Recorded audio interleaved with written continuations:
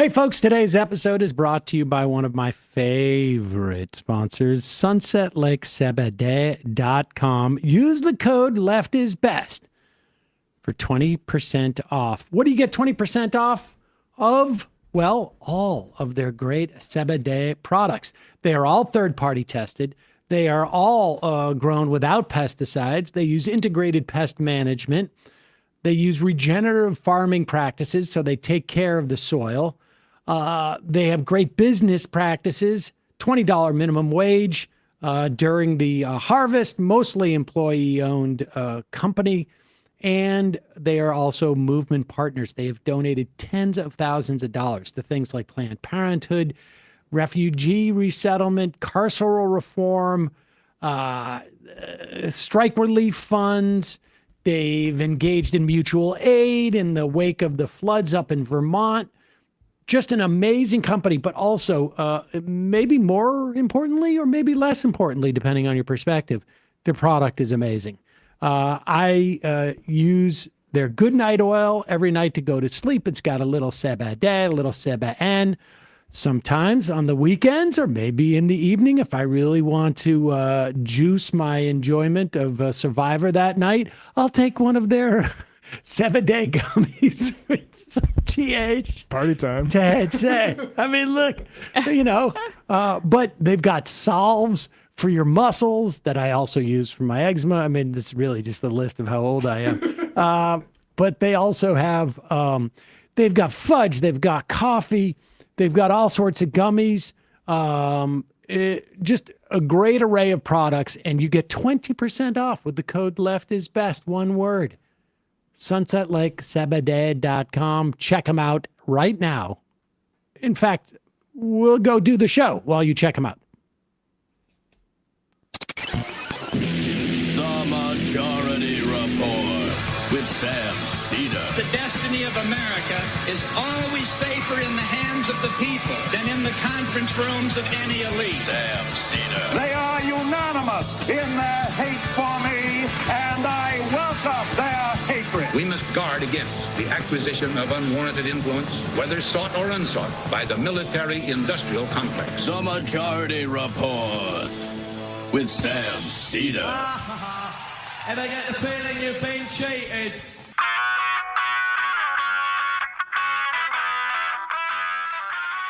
It is Tuesday, June 6th, 2025. My name is Sam Seder. This is the five-time award-winning Majority Report.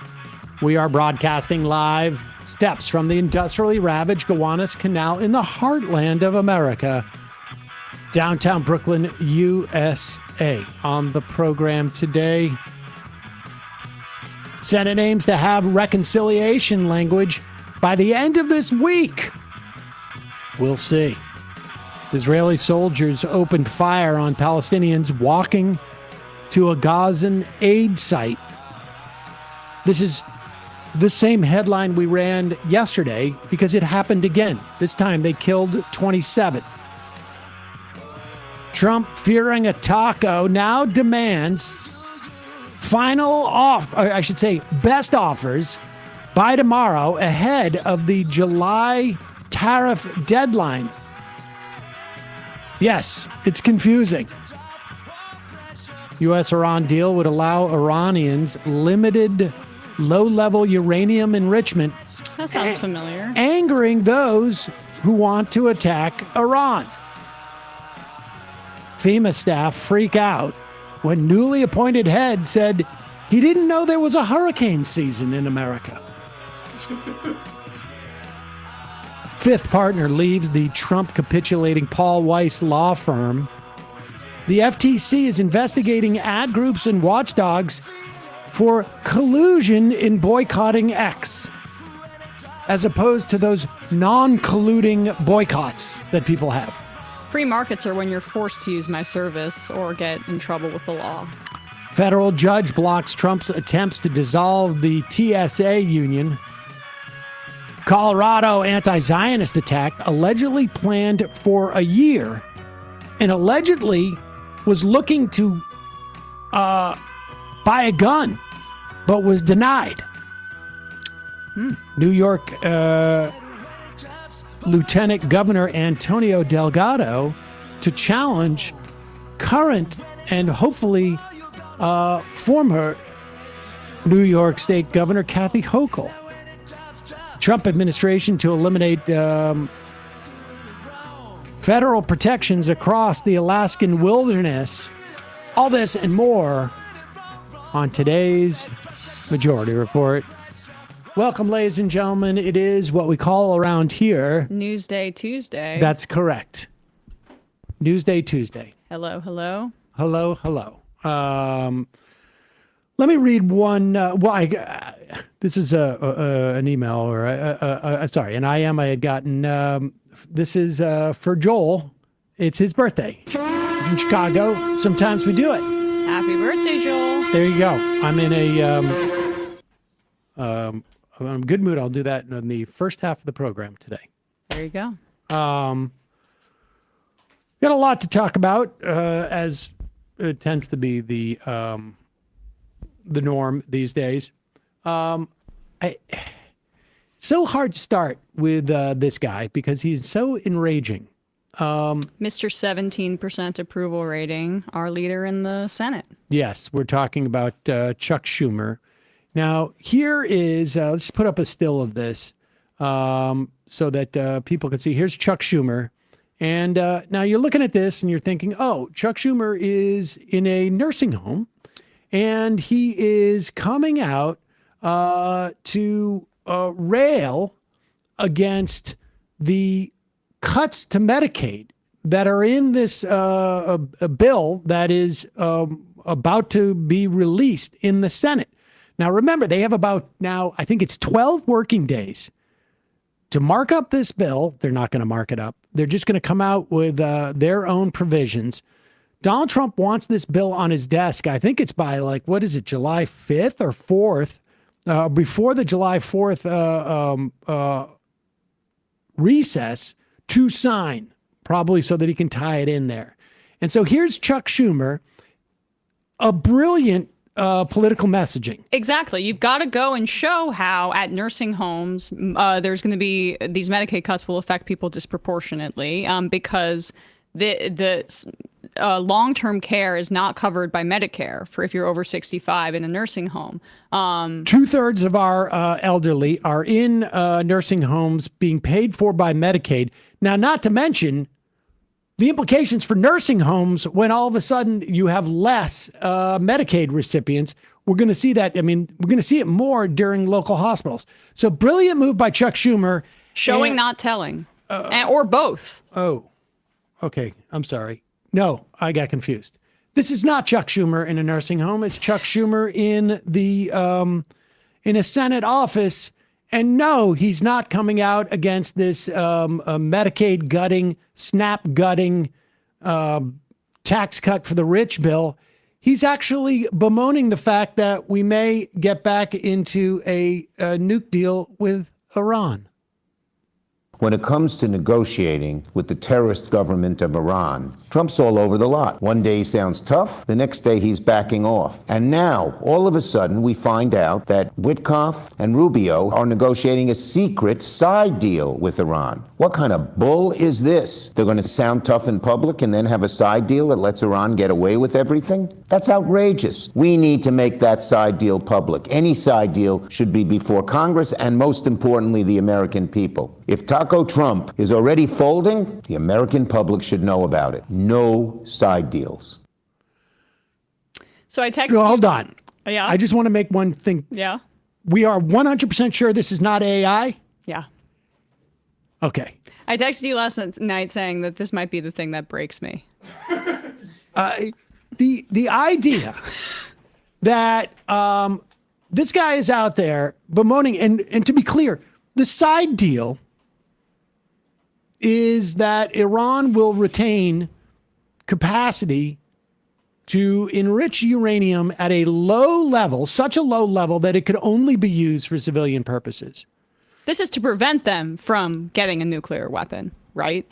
100%. To make sure that, like the JCPOA, which is one of the best things that the Obama administration did, the original Iran deal, make sure that they're enriching it at a low level that's more for power usage as opposed to creating weaponry. And we said this at the time, it was almost a blessing in disguise that Biden was such a Zionist and such an Iran hawk and a pro-Israel president, because if he had re-entered into the Iran deal after Trump initially scrapped it up, Trump wouldn't be trying to do these negotiations and be the deal maker, because he just wants his name on it.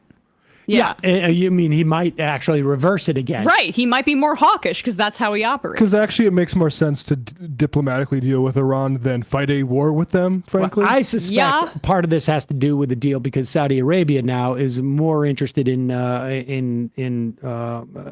backing off of tensions with Iran. And I suspect it's coming from Qatar and Saudi Arabia. Nevertheless, I think everybody can agree it's a good thing to have one less country having nukes. And everybody except for Chuck Schumer. And it's his... And the Israel lobby. And the Israel lobby. I mean, Chuck Schumer's motivations, I think, are pretty clear. He's already said that's his number one job. And this has been his number one job for over a decade. Decades. Folks may remember when Barack Obama, non-taco Barack Obama... Non-taco Taco Obama. Baraka, not the Taco Obama. Taco Obama. I thought we banned First taco got puns. in. One of the best things that Barack Obama did in his presidency, particularly in the context of foreign policy, was to get into this nuke deal with Iran. And here is one of those hawks that were against it. A key Democratic senator and ally of the president says he will vote no on Mr. Obama's deal to limit Iran's nuclear program. Nancy Cordes on what this means. How can we compare the two sides? New York Senator Chuck Schumer is next in line to be Democratic leader, the president's top emissary in the Senate. But he's also the most prominent Jewish member of Congress and a fierce supporter of Israel. And that's the side that won out Thursday when Schumer announced that he must oppose the agreement with Iran because of its serious weaknesses. Lifting sanctions on Iran, Schumer wrote, would leave it stronger financially and better able to carry out terrorist actions in Israel, Syria, and other Middle Eastern countries. White House Press Secretary Josh Earnest said Schumer might pay a price for that position. I certainly wouldn't be surprised if there are individual members of the Senate Democratic Caucus that will consider the voting record of those who say they would like to lead the caucus. Congress votes on the deal next month, and things don't look... Nope. Apparently they didn't. That was 2015. And you can see, obviously, Chuck Schumer became leader, but how, even though Obama, he was on his way out, right? So not a lame duck quite yet, but... he didn't have the power over the Israel lobby to make this determination. Netanyahu at this time was in an all-out public relations blitz to say that Iran was cheating on the nuclear deal without evidence. I remember, just before I even was working in this industry, watching in disbelief the video of him doing a PowerPoint presentation with all of these lies, trying to get the rest, Republicans and Democrats, to try to get Obama to remove himself from this peace deal. It was diplomacy. This is the kind of stuff we should be engaging in. And there was no evidence that they were cheating on the nuclear deal. But Chuck Schumer, he's the Democratic leader, and AIPAC won in that instance. And this is what, I mean, talk about side deals. There it is. This guy doesn't have, Chuck Schumer doesn't have something else to fight. His big stand, I'm going to use, listen, we can only use bullshit once or twice. I'm going to deploy it very judiciously. He said bull. What kind of bull is this? I'm going to use the bull. What kind of bull is this? I'm going to use this very judiciously. All the guy's been doing is been going on his book tour. Yeah. And now coming out and trying to scuttle a peace deal with Iran, as if there's nothing else going on. It's just insane. It's just insane. And this coming on the heels yesterday, we played that new polling that CNN featured about how both Democrats and Republicans see Democratic leaders as weak and ineffectual and doing nothing. It's just, this is like, the person writing a history book about the way the Democrats are operating right now, it's going to be astonishing. I mean, this person 10, 15 years from now, who's writing about this era is just going to be like, this is nuts. Right. And like the idea that we're trying to get Trump, TACO stands for Trump always chickens out. What is he chickening out of here, Chuck? By engaging in diplomacy with Iran? Do you know what a war with Iran would look like? It would make Iraq look like a cupcake. Iran is even bigger, more mountainous. And Israel has been trying to pull the United States into a war with Iran since I have been alive. Yep. And Chuck Schumer is enabling that. This would be so catastrophic, and that's why we call these Democratic Zionists fascist enablers, both warmongers and fascist enablers here at home, because this is what he's focused on as people are getting rounded up at work, as people's speech opposing this genocide are being locked up. Well, I will Trump's tell all you. over the lot. One day he sounds tough, the next... Right. One day he sounds tough. What even is the message out of here? Because he half-asses it too, which is a total liberal Zionist thing to do. I will tell you, though, the Baileys have been boycotting kebabs. They do not like Syrian food. I mean, I should say Persian food. And I'm just doing what my constituents want. The Baileys are very, very nervous that peace might break out. Oh, yes, that makes sense. Trump talks to a Muslim leader one time, and the Baileys say, What kind of bull is this? What kind of bull is this? I love Chuck's commitment to tripling down on the most unpopular things with the Democratic base. This is a sustainable way to run a party, right? Huh? This isn't actually, that's the point. This isn't about Chuck Schumer. This is about the party that should have disciplined him for going against Obama's diplomacy in 2015 instead of voting him into Senate leadership. But we want bombs. But remember, we will bomb. Biden was going around Hillary Clinton and Obama in the first term to say, like, Netanyahu, I know they're being way too tough on you. Chuck Schumer got his president, and he wants to, as leader, continue the Biden foreign policy. Even as a message, it's electoral suicide. Well, that's what you say. What kind of bull is this? Like, Taco Emma. Watch Ted Danson in The Man on the Inside, where Ted Danson goes undercover in a nursing home, and it's shot just like that Chuck Schumer video. We're going to talk a little bit about what's going on. Apparently, Chuck Schumer can't talk about this bill that is in the Senate, so we'll do it. I mean, he's just too busy. He's too busy. First, a couple of words from our sponsors. A couple of years ago, I took a picture of Chuck Schumer, and I was like, I don't want my forehead to start somewhere at the back of my head. You took a picture of him? No, I took a look at a picture of him, and I said, that's not the way I want to look. That's what set you down this journey. And we won't rest. And we had received some samples from Nutrafol back in the day. And so I decided to start taking it because I was noticing that, when I would come out of the shower, I dry my hair in the towel, I noticed there was a lot of hair that was falling out. I mean, not clumps, but enough.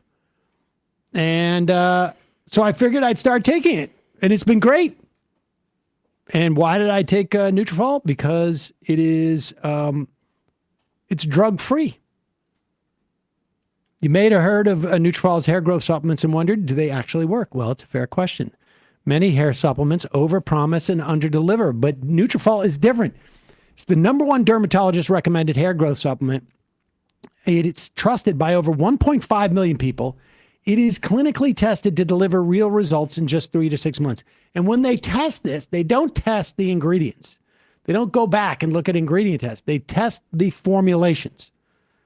Thinning hair, different from men and women. A one-size-fits-all approach to hair growth doesn't cut it. Nutrafol has multiple formulas for men and women that are tailored to different life stages, I should say, such as postpartum or menopause, lifestyle factors such as a plant-based lifestyle. So you get just what you need. Plus, users of Nutrafol Men reported no impact to sexual performance.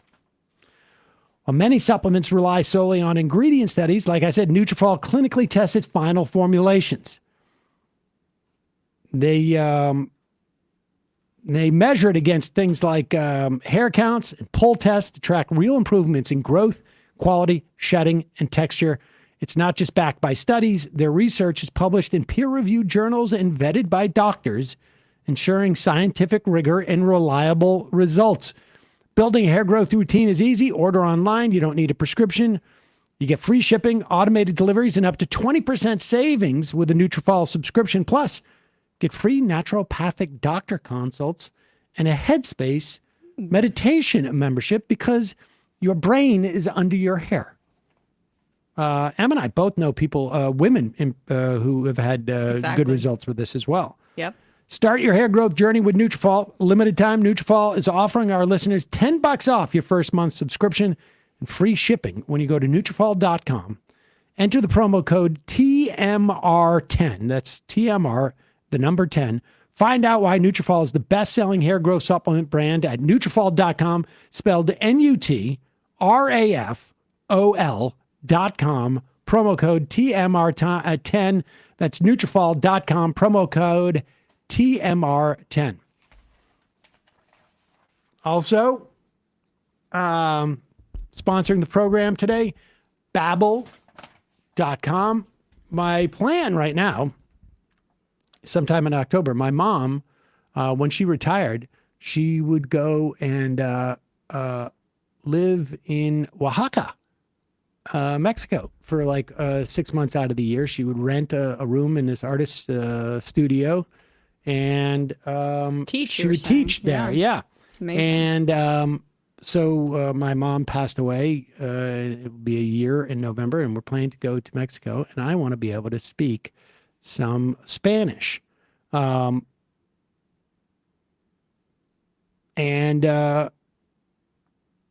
That's why I've got a Babbel subscription. I also want to be able to say this. "Ahí pueden hacer gagaras con mi cojones," which is not what I learned in Babbel, but I pieced together some of it from Very Babbel. nice. I would love to be able to follow ICE around and be able to sort of thwart them in Spanish. But you can start speaking a new language with confidence thanks to Babbel's conversation-based technique that quickly teaches you useful words and phrases about the things you actually talk about in the real world. I don't know if people generally talk about gagaring their cojones, but I mean, there's over a dozen languages available to learn at your own pace so you can achieve your goals with material tailored to your individual proficiency levels, interest, and time availability. Babbel is handcrafted by over 200 language experts. Their lessons are voiced by real native speakers and built with science-backed cognitive tools like spaced repetition and interactive features to fit any learning style. So, Babbel's tools and tips for learning a new language are approachable and they're accessible. It's like having a private tutor in your pocket. It comes in these short 10-minute, sometimes maybe, 14-minute lessons, which are great because I no longer can concentrate for any period longer than that at one time.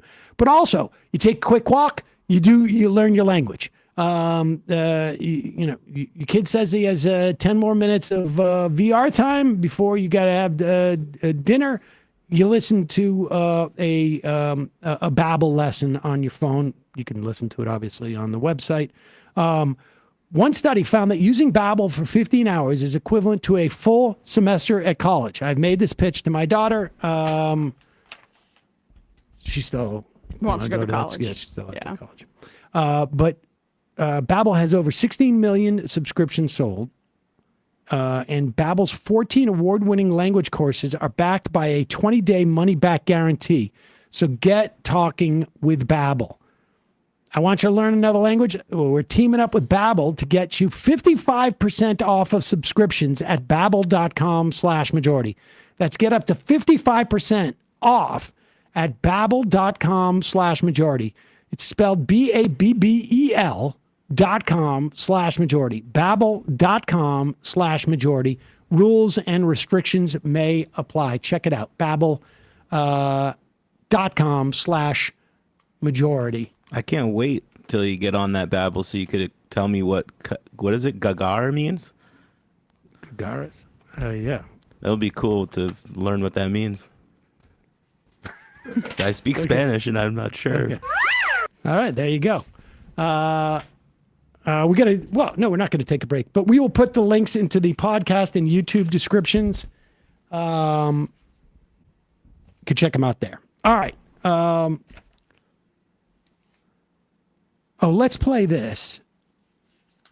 As you know, 27 people killed by Israeli gunfire yesterday as they're walking to a supposed aid distribution.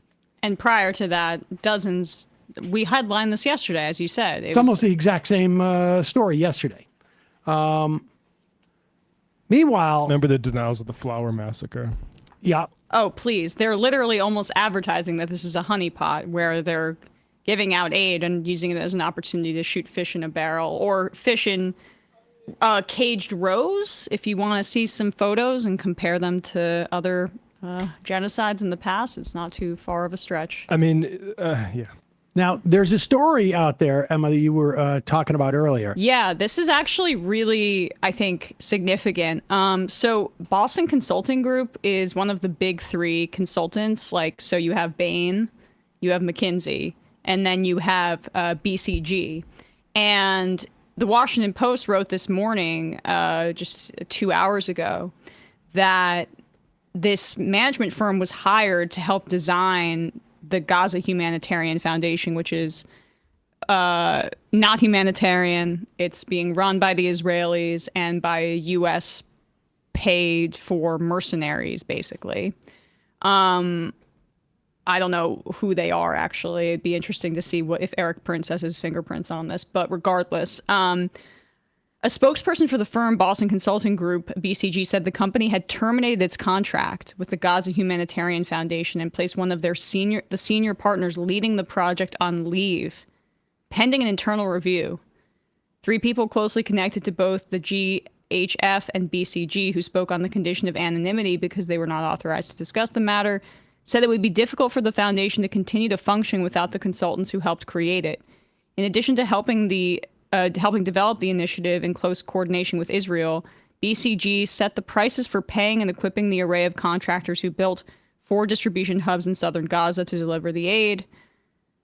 A spokesperson for BCG stated that the firm had provided pro bono support to the humanitarian operation and will not get paid for any of the work it had done on behalf of the foundation.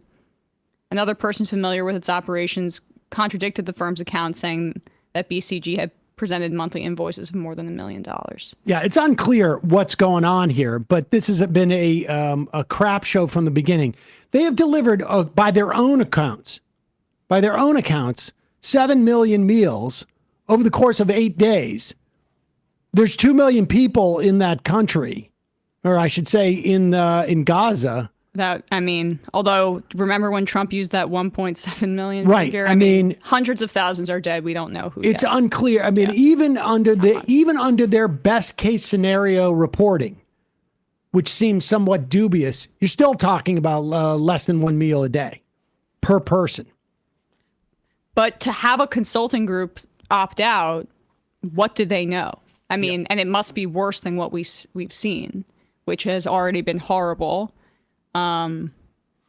Meanwhile, in this country, the assault on anybody who would in any way acknowledge the fact that Palestinians are human beings and that there is an obvious genocide going on and war crimes, even as noted by the former spokesperson to Joe Biden,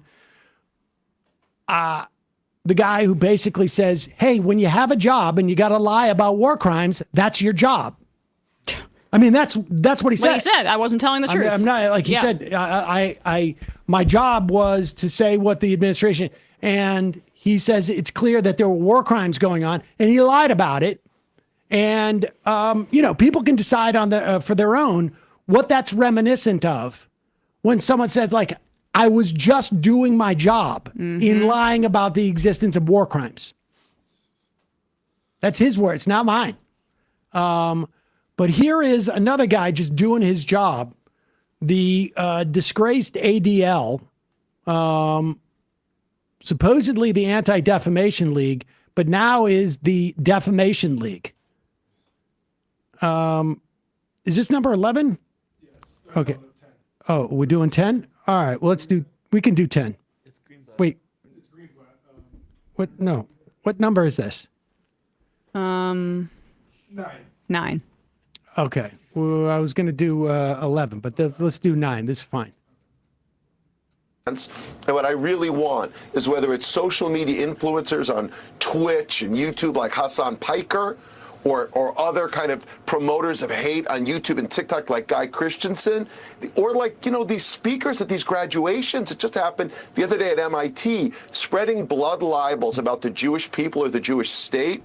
It creates the conditions in which this kind of act is happening with increasing frequency. We've got to stop it once and for all. I hope the Trump administration will do just that. Well, go F yourself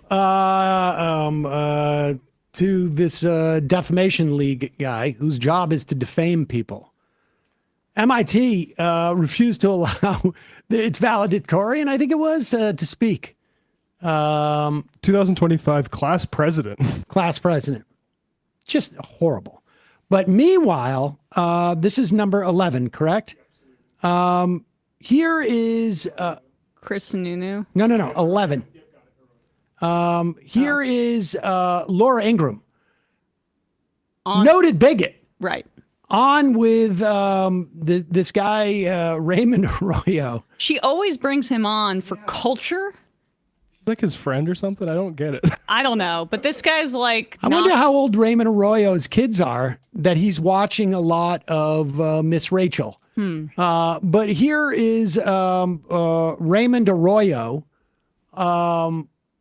defaming Miss Rachel. Miss Rachel is sort of like the Mr. Rogers of kids today. And she has had the gall to highlight Palestinian children who are amputees, including Rahaf. We played that video on the show. It was very emotional.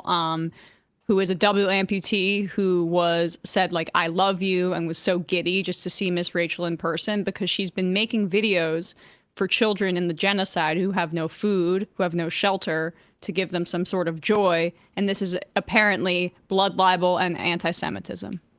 And here are these two ghouls. Laura, why is everybody suddenly an activist? Now she's kitty care at the Foreign Relations Committee. No one wants to hear that from Miss Rachel. Mr. Rogers in our day, he didn't start lecturing kids about Russia or Iran or the nuclear threat. That's not your job. And I worry. Everybody feels they have to get on the activist bandwagon now. Miss Rachel. Pause it for a second. Wait a second. Isn't this guy an entertainment reporter? Right. Like, what is he doing? Why is he on this bandwagon? What is he even doing here? Do your job. What is Raymond Arroyo's background? Isn't he a culture guy? Why is he weighing in on this stuff? So strange. The nuclear threat, that's not your job. And I worry. Everybody feels they have to get on the activist bandwagon now. Miss Rachel, you don't know anything about the Middle East, the Middle East, the Middle East. Maybe we have to just kind of, speak in her vernacular and she'll get one of the things, this reminds... I love that. It's so funny. I remember, it must have been a recent interview with Hillary Clinton saying the same thing about how the kids these days don't know anything about the Middle East. That's their only go-to. What do you know? Like, I have these fantasies in my head that I'm going to go appear on one of these shows and be like, what's the Nakba? Like, why don't you tell us what the Nakba is, what your explanation is of that? But let's be clear. We know that Mr. Rogers would never, ever weigh in anything political. He would never, ever do anything to lift up the humanity of peoples whose humanity was being denied by society. That's just not his job, except for in this episode from May 9th, 1969. That feels good. Oh, there's Officer Clemens. Hi, Officer Clemens. Come in. Rogers, how are you? Fine. Won't you sit down? Oh, sure. Just for a moment. It's so warm. I was just putting some water on my feet. Oh, it sure is. Would you like to join me? It looks awfully enjoyable, but I don't have a towel or anything. Oh, you share mine. Okay. Sure. Around the country, they didn't want black people to come and swim in their swimming pools. And Fred said that is absolutely ridiculous. Today, trouble under a noon sun. Negroes and white rabbis marched to a segregated hotel with these results. Manager James Brott told them to get off his private property, tossed cleaning chemicals inside the pool in an effort to get the Negroes to leave. My being on the program was a statement for Fred. Cool water on a hot All right, day. there we go. I think people get the idea. Yeah, Mr. Rogers was. The people should watch that documentary. By the way, that's a short excerpt from, just to show how she really is his almost like ideological, the continuation of his legacy in that way. In 2025, the fight we have is that the people that Mr. Rogers was standing up to in that moment have taken over society. Yeah. It's noteworthy to point out that Raymond Arroyo also had a commentary that we played on this show like a month ago about the Pope, where he said, Jesus would have been on the side of the poor and migrants, and that he hoped that the new Pope wouldn't be so political. He said both of those things like in the same breath. So also, Laura Ingraham has Kid Rock on all the time. And also, we should say, Mr. Rogers also had an episode about the mutually assured destruction in 1983 that was about the Cold War. That's so literally exactly what Arroyo said. He actually did do that. Also, he testified in front of Congress on behalf of public broadcasting. Just I made this, we were talking about that BCG, Boston Consulting Group earlier, just found this out that Netanyahu worked there at Boston Consulting Group, and he was a colleague of one Mitt Romney at the time. Interesting. Just interesting. All right, let's turn to what's happening in the Senate right now, which is that the Senate has 12 more working days to come up with their version of the reconciliation bill after the House passed theirs. You will recall that the House's bill will cut anywhere from 7 to 12 million people off of Medicaid. It will cut millions of people off of SNAP. It is a big redistribution. Here, pop this clip, this graph from Stephen Semler. You can see the how this is essentially a upward redistribution of money to wealthy people under this bill. And the Senate has a couple of different challenges to it. But let's start with Mike Johnson. There is a campaign by the Republicans now to lie about this bill. They've sent out Russell Vogt. They've sent out Mike Johnson.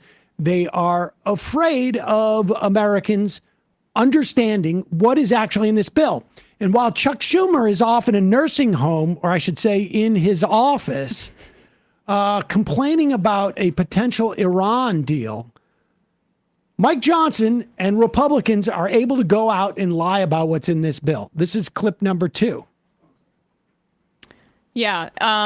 He was on Meet the Press on Sunday, and Welker asked him about clip number 2. Yeah, Mike Johnson one. Yeah. Chris and Welker asked him about the bill here, and it's the wrong link. Okay. One sec. So Mike Johnson was asked by Welker about this. And he lies. There's one lie that they keep repeating recently. Like, it's just objectively an abject lie. And you'll hear him repeat it, and she doesn't really correct him on it. The 1.4 million illegals that they're getting money from Medicaid that would stop because of these cuts, they're just not accurately representing what the Congressional Budget Office found. They found that 1.4 million will lose other coverage through state programs. There are 14 programs. Do you have Yeah. the link yet? Because I can send it now because I've dug it up. All right, here it is. Okay. All right, let's listen to Mike Johnson talk through this. Okay.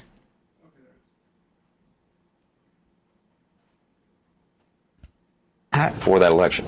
All right, let's move on to Medicaid now. As you know, that's a big part of the debate as well. Here's what the American Hospital Association is warning.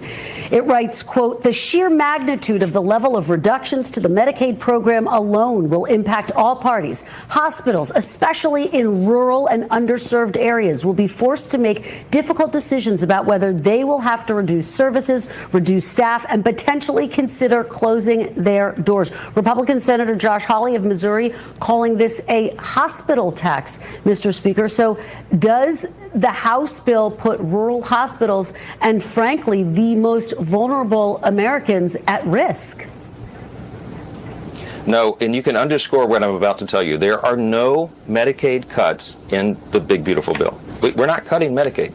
What we're doing is strengthening the program. We're reducing fraud, waste, and abuse that is rampant in Medicaid to ensure that program is a...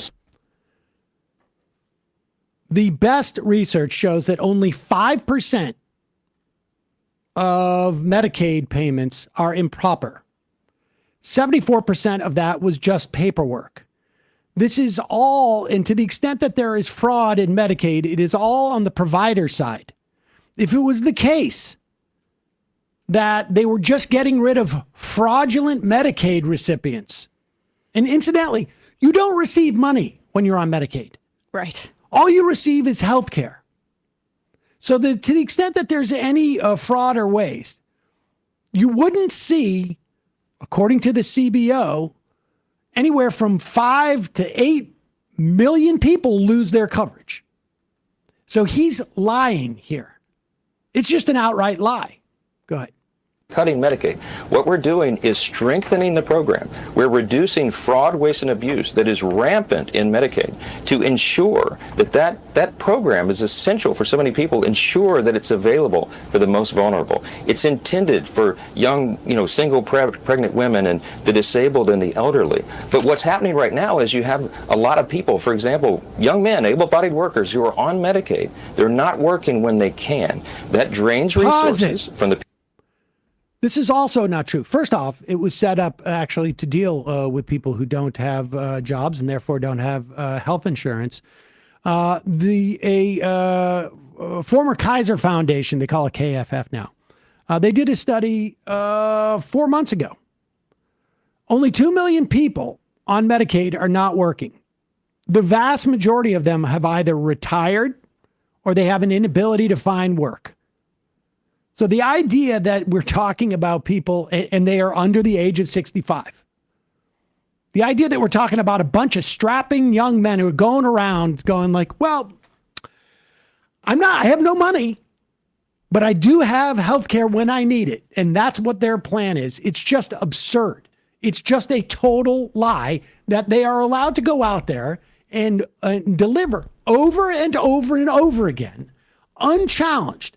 Because you have the Senate minority leader worried more about his book tour and worried more about having peace break out with Iran than dealing with the lies that the Republicans are doing to push this bill, which is supposedly their only strategy to get back power is by letting the Republicans pass this bill and having people punish them for it. Meanwhile, they're out there and the bill is not polling poorly because these lies are going unchallenged. Go ahead.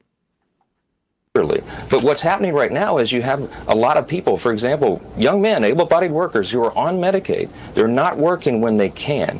That drains resources from the people that need it most. And so what we're doing here is an important and frankly heroic thing to preserve the program so that it doesn't become insolvent. This is not going to hurt rural hospitals. There's a lot of flexibility built into this. Wow, they keep saying that might be his most egregious lie yet. The rural hospitals are going to be decimated by this, by basically every single metric. I have this written down here. Up to 300 hospitals could close. 200 hospitals are at risk of immediate closure because of the cuts. 50% of hospitals already operate with negative margins. The Chartist Group, this is also from KFF, found that rural hospitals in Medicaid expansion states are 62% less likely to close than in the non-expansion states, meaning that the Medicaid expansion, which like 15 million people plus CHIP since 2017 were added to around that figure, that gave people more health care. It cut the uninsured rate in half in the states that expanded, and it kept the hospitals afloat in rural areas. And spoiler alert, the poorest countries in the country, or poorest states in the country, often are rural states. And to be clear, this is one of Josh Hawley's concerns. Yes. Now, you may think he's fabricating, but he's pushing it out there. Steve Bannon, yeah. This is saying this is going to hurt our people, although he's, still supports Trump no matter what, regardless. Same with Hawley. Senator Susan Collins, Republican from Maine. I'm very concerned not only about low-income families, but our rural hospitals. Go ahead. Rural hospitals, there's a lot of flexibility built into this. They keep saying that 7.6 million people is the figure that is supposedly going to be affected by this. But when you look at those numbers and you break them down, this is high on public opinion polling. You're talking about 1.4 million illegal aliens that are receiving Medicaid right Pause now. it. That is not true. Illegal aliens, as he calls them, do not receive Medicaid. They are barred from receiving Medicaid. There are 14 states that provide about 1.7 million undocumented with some form of health care, but that is not from the Medicaid dollars. He is lying. He's lying. Medicaid does not allow undocumented onto their rolls. And if they were pretending that they were somehow documented, then Mike Johnson wouldn't have that figure because there would be no record of it. So he's simply lying. It's just, and the fact that who it is, Welker or whomever is interviewing him every time he spews this doesn't say, hey, wait a second. How could you possibly know that? Because statutorily, they're not allowed to get Medicaid. And if they're getting Medicaid, as you claim they are, then they must be hiding the fact that they're undocumented. And if they're hiding the fact that they're undocumented, how is it that you know it, but CMS doesn't know it? But when you look at those numbers and you break them down, this is high on public opinion polling. You're talking about 1.4 million illegal aliens that are receiving Medicaid right now. They're not entitled to that. This is for U.S. citizens in those vulnerable populations. There's about 4.8 million people that they're referring to. They're able-bodied workers. If you are able to work and you're not, and you are riding on the public wagon, you need to help pull it.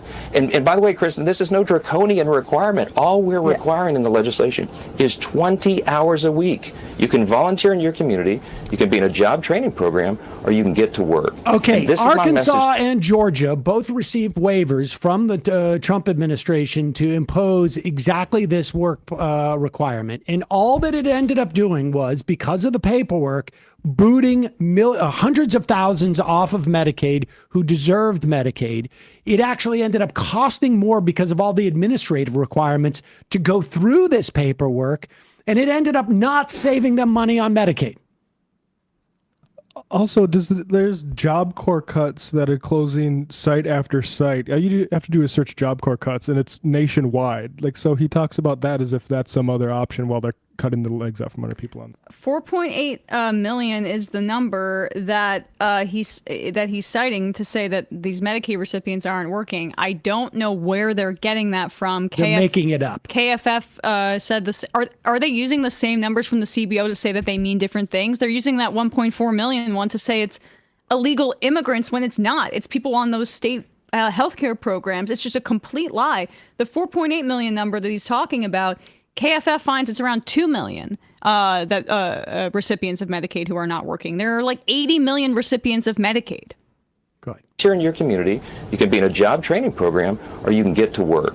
And this is my message to young men around the country who are taking advantage of the system. It is abusing the system. We're going to fix that. And I'm telling you, that is a very popular thing among the American people because it comports with common sense. Well, let's talk about that 4.8 million number. That is a CBO number, by the way, which estimates how many people would lose Medicaid if this bill were to go into law. The CBO. Wait, hold on. They don't, Kristen, they don't. Wait, okay. Let me make my point, and then I'll let you make your point. I think it's important to point out the CBO is not saying specifically those 4.8 million are engaging in fraud. They say many will lose coverage because of paperwork, red tape, or failing and falling short of the new rules. So just let me ask you directly, do you have any actual proof that these people are engaging in fraud? Millions of Americans, as you say.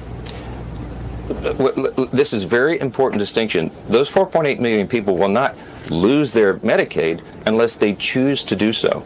I will go into any town hall in any district in America and explain what this is, and every single person will nod their heads and go, oh, that makes sense. You're telling me that you're going to require the able-bodied, these young men, for example, okay, to only work or volunteer in their community for 20 hours a week, and that's too cumbersome for them? I'm not buying it. The American people are not buying it. This is a new requirement. It should have been put in a long time ago.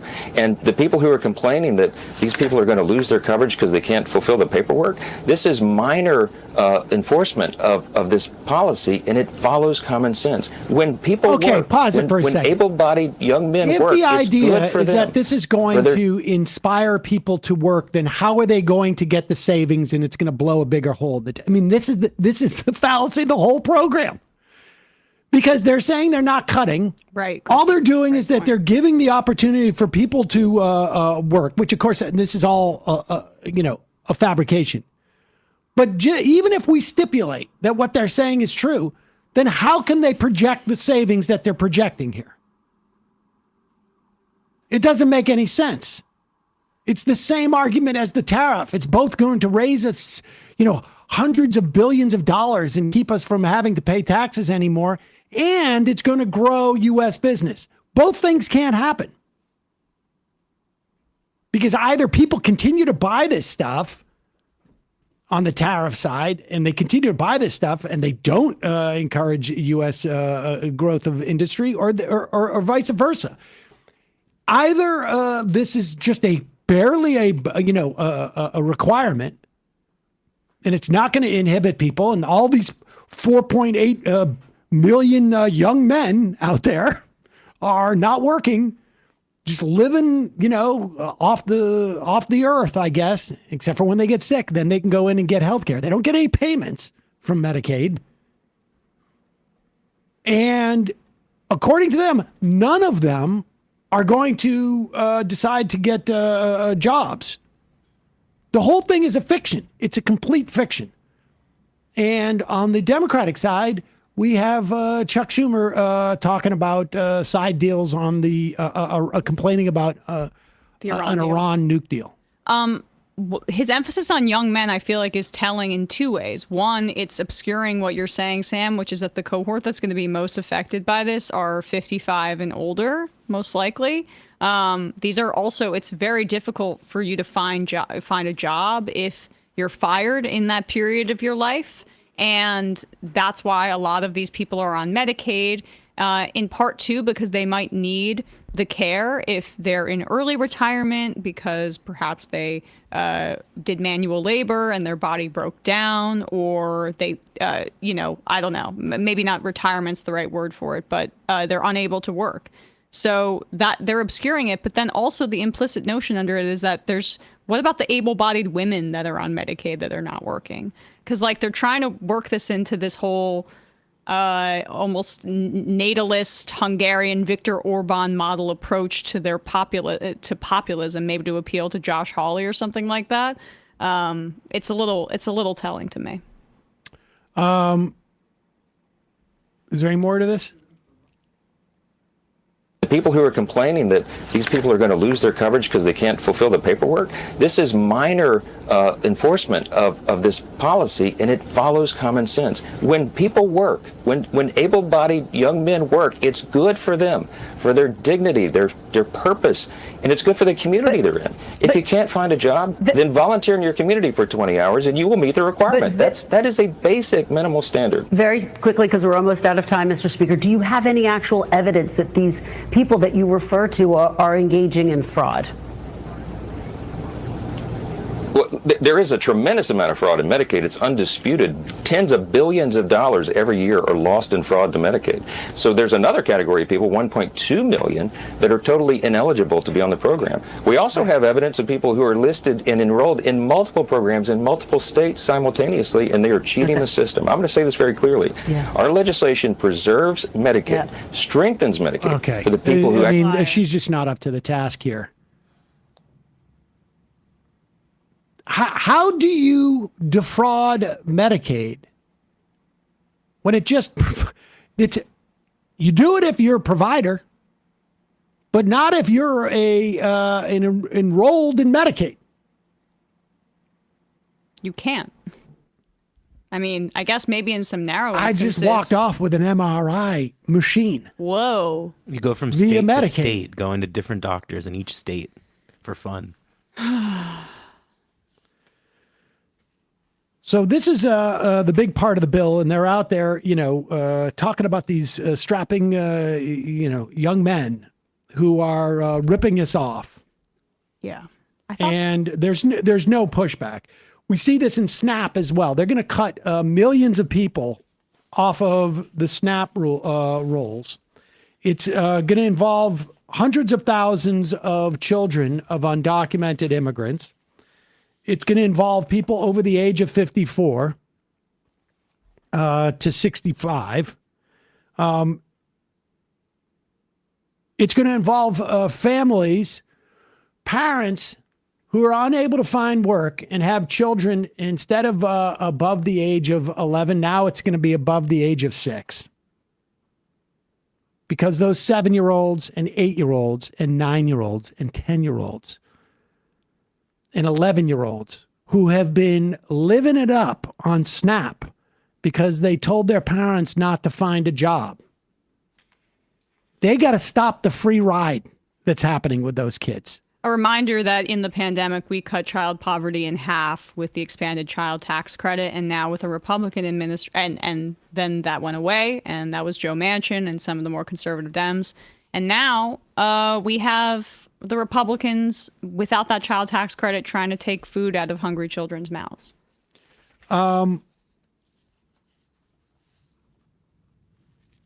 It cut SNAP about 30% up until 2034, according to the Center on Budget and Policies Priorities. That's just nuts. And it takes off some of the automatic stabilizing aspects of SNAP. So in other words, when people drop below a certain income level because maybe you have some type of financial shock, it subsidizes them on SNAP for a period of time where, you get $100, $150, maybe $200, depending on the size of your family, of food for the month. Other provisions in the Senate bill. The big question is going to be, what are they going to get by the parliamentarian? John Thune is on record, not that it really matters, but he said this on Monday, that they're not going to overrule the parliamentarian Elizabeth McDonough.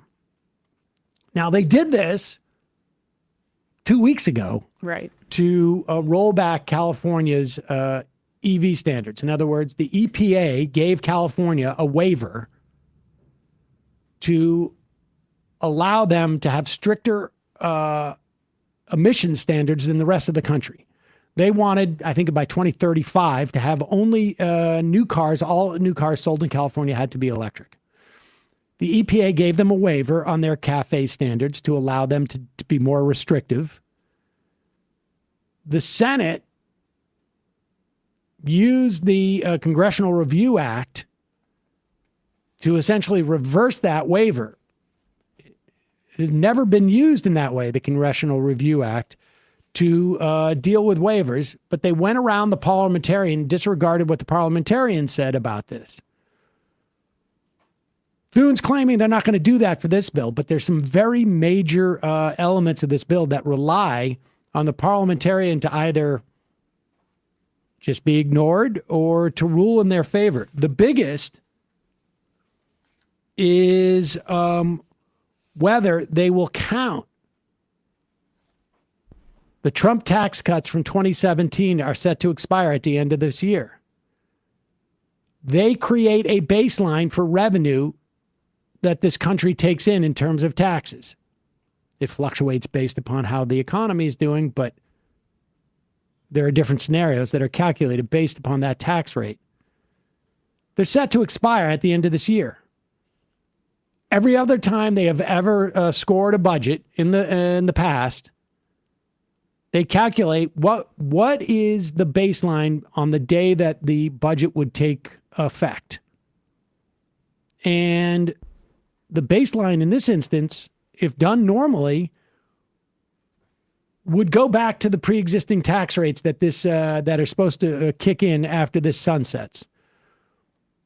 The Republicans want to pretend like these taxes are the baseline. These tax cuts are the baseline. Therefore, they can cut more taxes and have it score better relative to a 10-year deficit window, which makes it comport with the Byrd rule, which allows for it to be a reconciliation bill, which means that they only need 50+1 in the Senate as opposed to it being subjected to the filibuster. Democrats took this issue to the parliamentarian. Republicans canceled their meeting with the parliamentarian about this and are just going to go forward and make the ruling on their own. That's the plan anyways. It remains to be seen what the parliamentarian will say about this. It's up to the Democrats to go to the parliamentarian for each issue they think there is in this bill. And I don't know if Chuck Schumer is going to come back from his book tour to do this or what. What kind of bull is this? There's also other measures. There is an attempt to prevent courts from enforcing contempt citations, which is important because you have the Trump administration ignoring a lot of court orders. And these courts would issue contempt charges. Now, but how does that comport with that's not related to the budget? No, it's not. And the parliamentarian will probably boot that, supposedly. It also, we mentioned this yesterday, it bars states from regulating AI. Right. Now, you might think to yourself, like, what interest does a state have in, regulating ChatGPT? But this has to do with things like RealPage, which was fixing rents across the certain areas. And multiple municipalities city councils have passed laws against that now. Yes, and that would be barred under this bill. Also, again, deep fake, right? Like AI pornography of people without their consent. That is something that could promulgate if AI is not allowed to be regulated by these areas. Yep. I mean, there's a whole host of things. Defunding Planned Parenthood, removing gun silencers from regulatory oversight. So you can assassinate people more easily. Streamlining energy permitting. Streamlining energy permitting, which is basically abundance for oil companies. So these are all going to be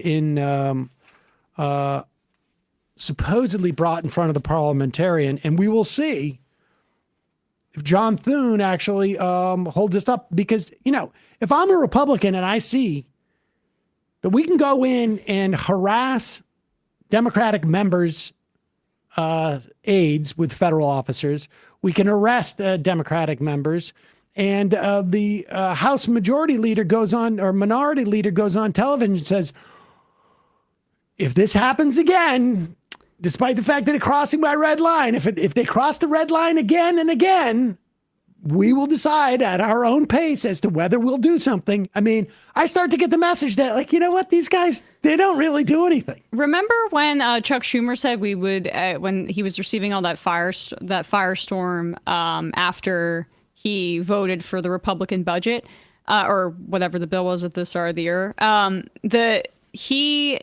he said that if Trump violates the Constitution, then people are going to have to rise up, and that's when he'll really fight. Kilmar Abrego Garcia is still in CCOT or still in an El Salvador prison. Trump has not facilitated his return as the Supreme Court told him to. Nope. So we will win.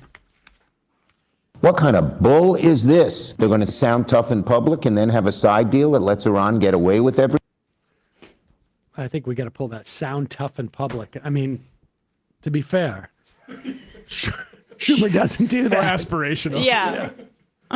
All right. But maybe he'll John Thune in the gym. They're going to work this all out there over a nice sweat. When inhibitions are lowered and Thune. We will win. I know low-income retired guys who get $60 a month in SNAP benefits. That's the max. Incidentally, requiring people to work in construction or labor or deliveries or until they're deep into their 60s, after they may have been able to collect Social Security early because their back is busted. I mean, I know a couple of guys I play softball with. They can't play half the time because they're injured, but work delivery, drive a cement truck. When you start to get to be my age, it becomes a lot harder, a lot more difficult. The idea that you could or you'd have to retire by age 62, but you don't have the ability to fill out the disability paperwork, which often, incidentally, takes months and months, if not years, to get filed. I mean, it's twisted. It says a lot that he kept taking refuge in the it's common sense thing. And I hate to keep going back to this, but it's people like Bill Clinton that helped contribute to making that sort of thing common sense across partisan lines. 100%. This is just another way to underscore why we need, Medicare for all. They're attacking Medicaid because it's a program that fills in the gaps because we have decided that we want to use leverage over our workforce by tying healthcare to their employment. And more people are on Medicaid because we also have an economy that's increasingly gigafied. The tech industry got around labor protections, and they're using AI as this way to break unions because their vision is having a workforce that they don't have to worry about unionizing. You're already seeing the drop off in recent college graduates in terms of like their inability to get jobs right out of school, these entry level positions. We need healthcare to be decoupled from works, and it can be directly funded via taxation so Republicans can't try to immiserate the poorest among us once again. Walmart, McDonald's among top employers of Medicaid and food stamp recipients. Oh, yes, the working poor. Right, exactly, Matt. You know how hard it is to get a job where you have benefits in this goddamn country? Yes. These are people like Walmart they are stealing from taxpayers. Like the employers aren't even doing the job that our system is structured to incentivize them to do, which is provide healthcare to their employees. They tried to get out of it for religious reasons with birth control, with the Supreme Court and Hobby Lobby. And now they're not doing it, and they're letting the government foot the bill for them not treating their employees and giving them benefits. This is the problem. This should be publicly run. All right. We're going to head into the fun half. Just a reminder, your support makes this show possible. You can become a member of the Majority Report by going to jointhemajorityreport.com. When you do, you not only help this show survive and thrive, but you get the free half free of commercials. You can IM us on the fun half, and we can ignore your IMs. We don't actually actively ignore them. It's just that we run out of time these days. There's always a lot. There's a lot. But it's like a free ticket to the lottery. Exactly. Except for you don't win money. Except it's not free and you're paying to be a Except member. for it's not free and you don't win any money. Yes.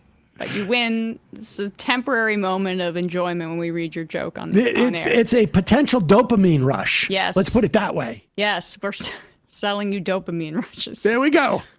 It's not addictive. Don't worry about it. But speaking of other things that you can buy that are at least habit forming, justcoffee.coop.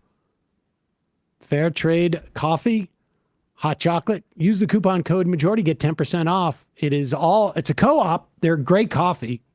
Single origin. You know what I would do? I mean, well, I don't know. Do you think they'll keep selling the WTF brand? I bet you they will. I bet they will. Because Marin's, it's incredible. He's ending his show in September. Great run. I knew I could outlast him. I knew it. This is how you goad him back in. I remember before I worked here listening to your episode. It was like episode 600 or something like that. It was one of those 600 or 300. I don't know. It was funny. I did a couple actually. It was funny to listen to right before working here because it was all Marin talking about how impossible you are to work with. Yes. I also listened to that right before I started working here. Yeah.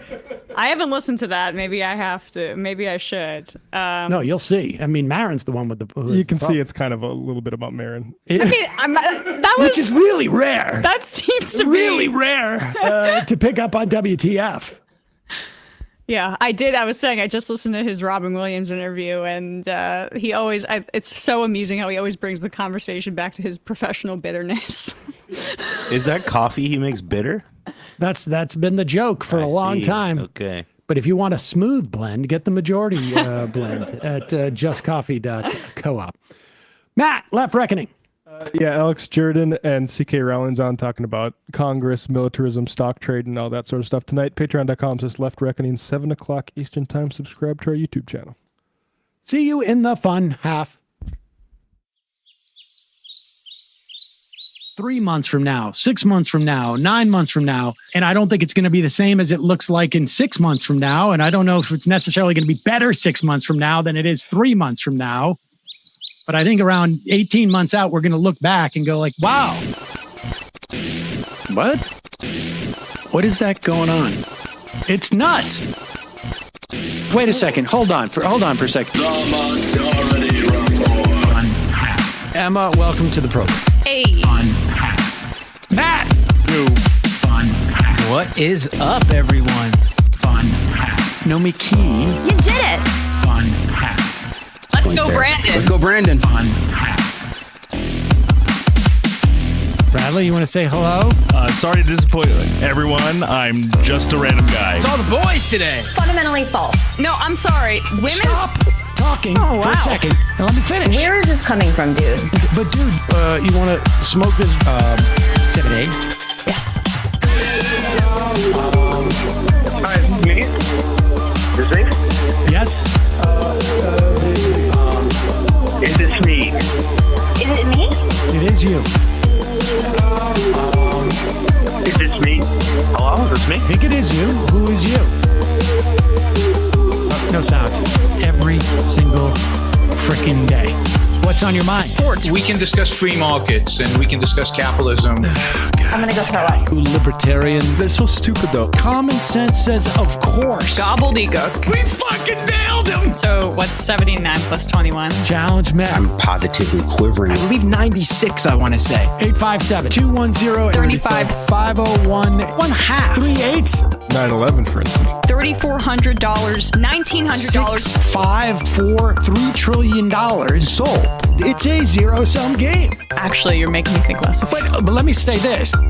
Poop. You can call it satire. Sam goes, it's satire. On top of it all, my favorite part about you is just like every day, all day, like everything you do. Without a doubt. Hey, buddy, we see you. All right, folks. It's just the weak being weeded out, obviously. Yeah, sun's out, guns out. I don't know. People just don't like to entertain ideas anymore. I have a question. Who cares? Our chat is enabled, folks. I love it. I do love that.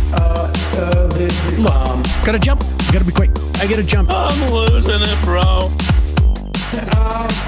2 o'clock. We're already late, and the guy's being a dick. So screw him.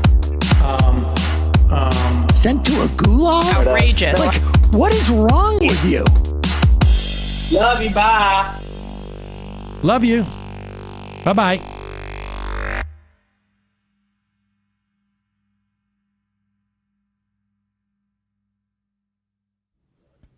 We are back. Sam Seder and Emma Vigeland shortly on the Majority Report. We will we'll fire up the phones in a couple of minutes. When we do, it'll be 646-257-3920. We will also take your IMs. Chicken Endy Nasty, Taco Tuesday. Doesn't Christian hypocrisy count as one kind of massive moral fraud at the very least? Well, I don't know. I'm not going to judge Mike Johnson's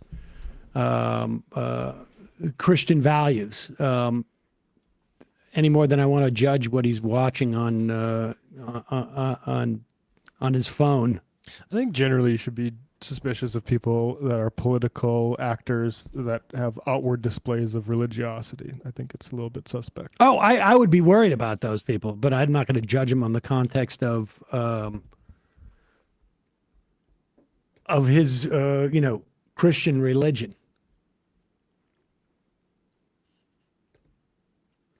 It's crazy how you can call yourself God-fearing and also say, I hope Greta Thunberg's flotilla gets sunk. I don't understand how you believe in God and do that.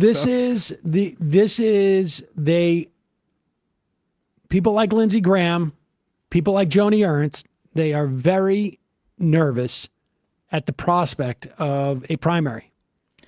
You got John Cornyn is out there right now, and his polling is underwater with Ken Paxton. This party is moving to the right. Yeah. Yeah. It'll be, and did you see that Tillis is hiring Trump people for his reelection effort? He's going the opposite direction of his, more, we thought maybe he'd be the moderate, person straddling. He's afraid of a primary. From what, Elon Musk and other money, probably crypto too, which is I think going to deliver for Trump if he delivers for them. And Tillis is very worried about the EV credits because I have a feeling there's a bunch of industries in North Carolina that are making money off the IRA, and this reconciliation bill rolls back a bunch of that. The people you watch in the Senate on this reconciliation bill, Rand Paul, who Trump crapped all over because Rand Paul doesn't want to have to expand the deficit. Of course, he'll cave. Ron Johnson, same thing. Of course, he'll cave. Then you have folks like Susan Collins, who's got to pretend to be a moderate and watch a bunch of her hospitals get closed because of this Medicaid stuff. Same with losing Medicaid recipients.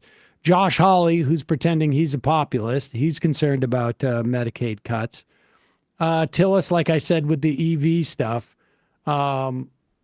Murkowski, although this story that came out today that the Trump administration is talking about essentially pulling off all federal restrictions off of all land in Alaska, opening up drilling in all sorts of places, unclear if that is a threat to Murkowski or a potential dangling of a carrot in front of Murkowski. But they are worried about her vote as well. So we'll see what happens over the next couple of days. They have to get this bill, or they want to get it on Trump's desk by early July. And I think the reason why they're doing that is because they're afraid of the debt ceiling bill. They want that to be rolled into this reconciliation package, because if it starts to get broken up, they lose their leverage. But if the debt ceiling is incorporated, that's what Rand Paul is upset about, right? Yeah, but they can afford to lose one or two in the Senate. He is such a paper tiger, too. It's unbelievable. Yeah. I don't think that he's the real person we should hinge our hopes on. It's probably more Murkowski Collins. Maybe Tillis, but who knows? But probably not. There's every reason to believe this is going to pass. In the meantime, apparently Donald Trump is very upset that he keeps losing all these court cases because he was guaranteed, in his mind, and maybe he was, that if he let Leonard Leo, who was the head of the Federalist Society, which is the right-wing judicial organization that basically, if you want to have any future in politics, or I should say in the law, and you're a Republican, you join this organization, and that's the way, if you want to become a judge, you end up becoming a judge. The Federalist Society has incredibly tight ranks. It is...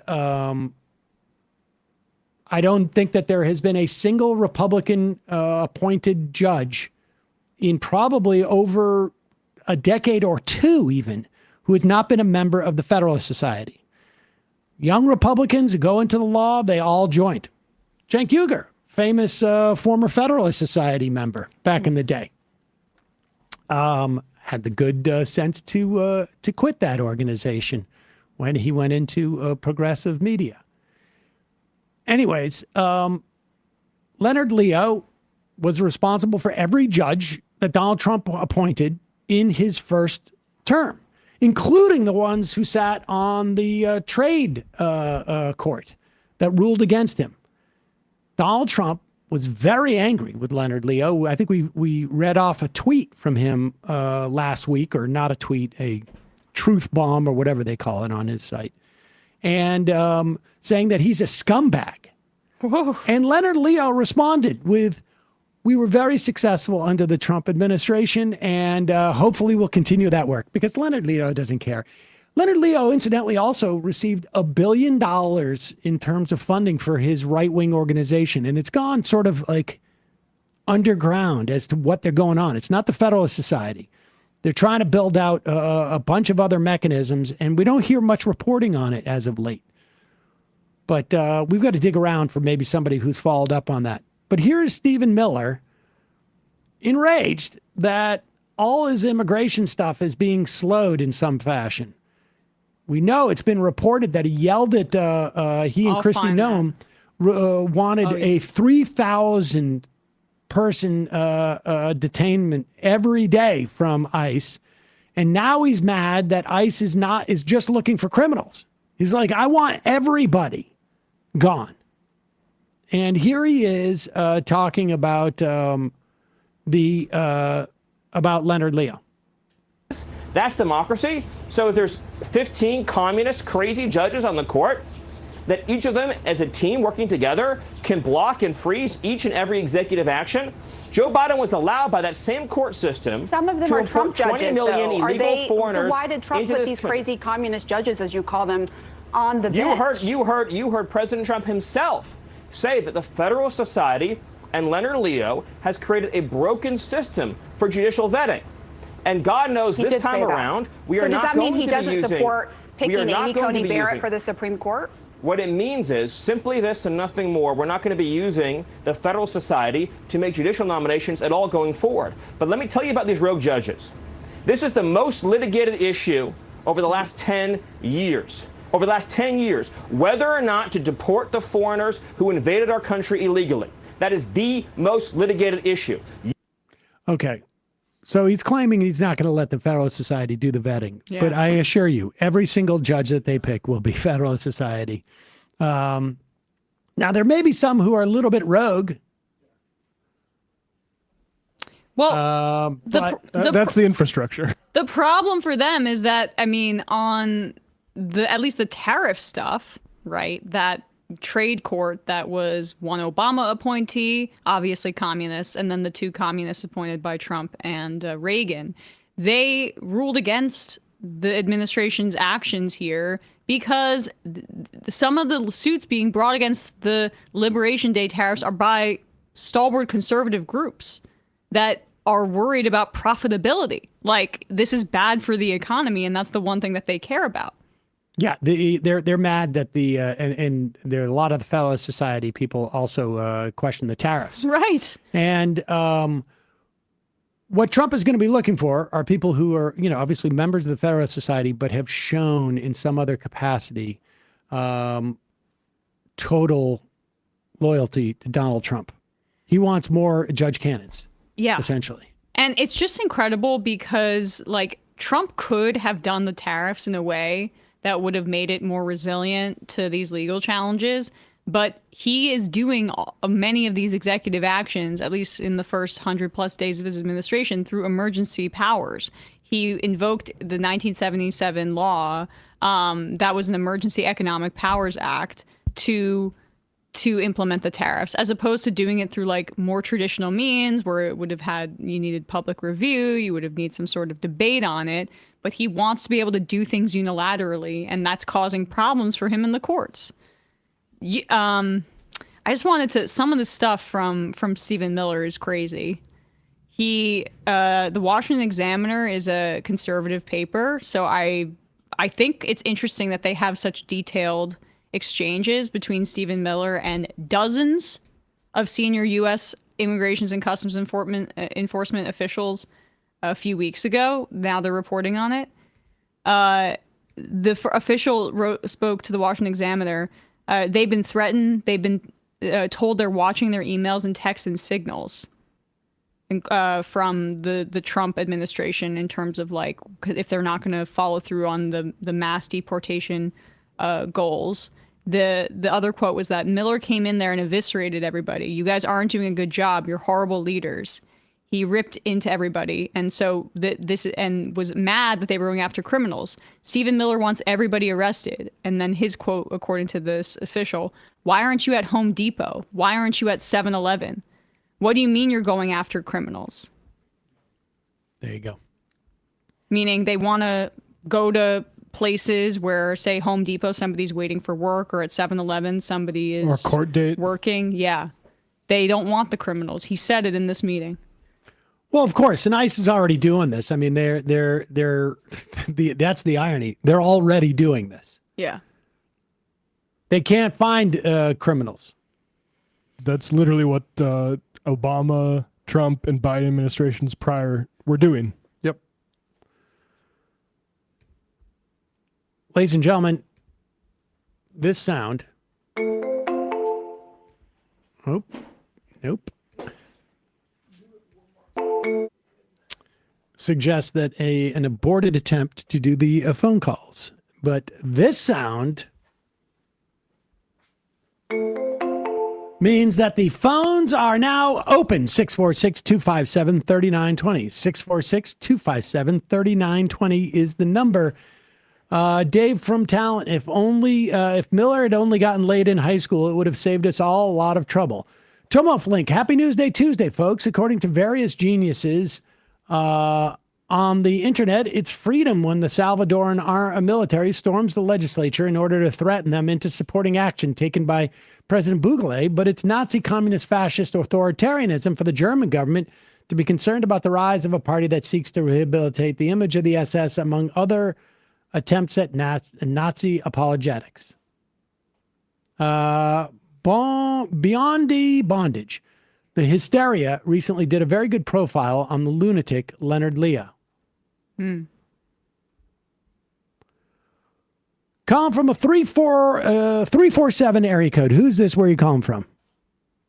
That would be me. I'm calling from New York City, Queens.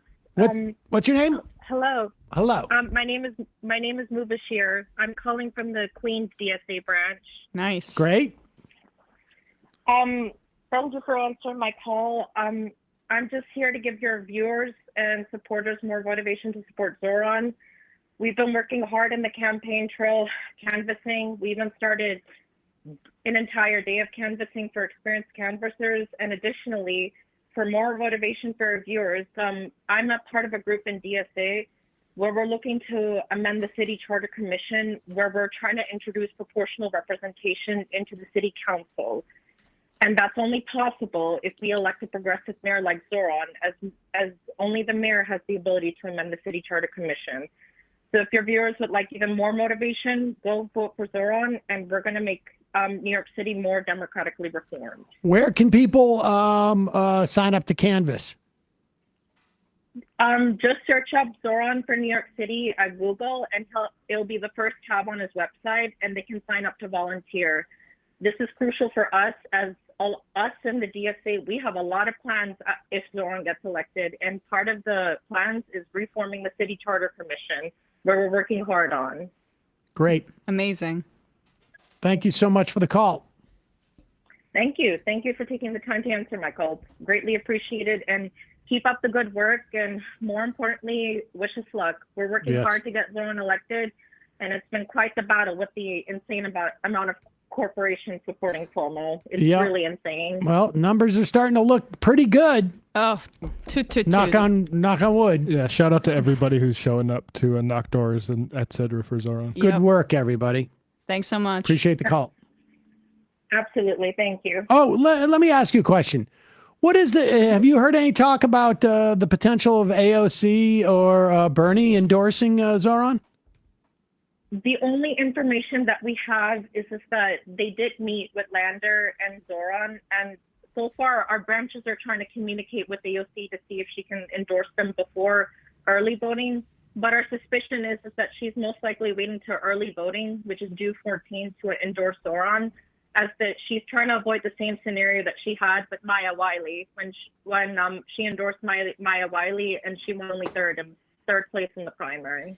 Yeah, that seems to be, we were just chatting about that, our assessment too. That strategy would make sense, but she has to just follow through on it. At the end of the day, what we hope in the DSA is that we just hope that she endorses in time to soften Cuomo's support with Black and Latino voters, because at the end of the day, realistically, we can't gain all of the Latino and Black voters that Cuomo has. All we can do is just lose better by the margins with his support. Right. Right. Yep. Appreciate the call. Thank you. Thanks. He got a really significant endorsement yesterday from it wasn't just UAW. It was an Asian lawmaker that I'm completely blanking on the name of. Shoot. Here, let's play UAW. Let's play this clip from the UAW. I like this guy's taking a page out of Trump's. I'm not going to bring up this thing, and I'm not going to bring up that thing. Yeah. Here we go. I'm sure other speakers will talk about the 15,000 seniors that died in New York State nursing homes due to COVID and the serious missteps of the Cuomo administration. I'm not here to talk about that. I'm sure other speakers will discuss the multiple sexual harassment charges brought against former Governor Cuomo, but that's not what I'm here to talk about either.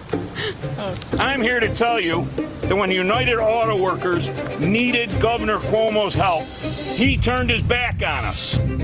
Our members want a better, safer, and more affordable city. Someone who passes up the opportunities to support workers in a time of crisis, that person is unfit to be mayor of working-class New Yorkers. Our membership across the country went out on strike in September of 2019 against GM. UAW Region 9 and 9A worked hard, lobbied a state legislator to get a bill passed that would ensure that unemployment would come after 1 week. Cuomo, as governor, had the chance to sign that bill into law. Not only did he not sign that bill into law, he never stepped foot on any of our strike lines. Let me repeat that. He never stepped foot on any of our strike lines. Cuomo was absent and ignored every one of our calls. This is a man who wants you all to believe he supports labor. We're talking about a man who created Tier 6, which took more than $100,000 out of the pockets of working class public sector workers. A man who I just saw for the first time in my life, just last week, describing Tier 6 as ancient history. The only thing that's ancient history is Andrew Cuomo. Yeah! Enough with the corruption, enough with the chaos, enough with the yielding to corporate bosses. Let's elect a mayor who works for working New Yorkers. When we needed Andrew Cuomo, Cuomo showed cowardice. So New Yorkers, don't get fooled again. There you go, UAW.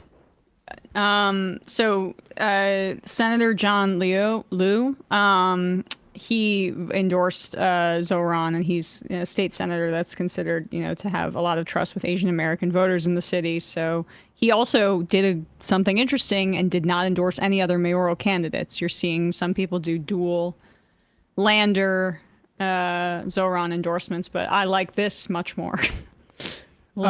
We should remind you, you do not rank Andrew Cuomo, and you do fill out all 5 rankings. Yes. I just want to shout out Brandon Mancia, who's I believe, the director for the UAW in the Northeast. He's been really, every time he pops up in the news making statements on Gaza, on all this stuff, he's a really impressive leader I hope he is president one day. Also, shout out to Claire Valdez, who's also featured. Well, you see a image of her there in the video. She's a UAW organizer and my state representative who I campaigned for, the DSA. Nice. Go Claire, go Queens chapter. Let's turn to Charlie Kirk. We played a clip of Charlie Kirk last week. He visited Cambridge in the UK to essentially have himself, I guess he signed up.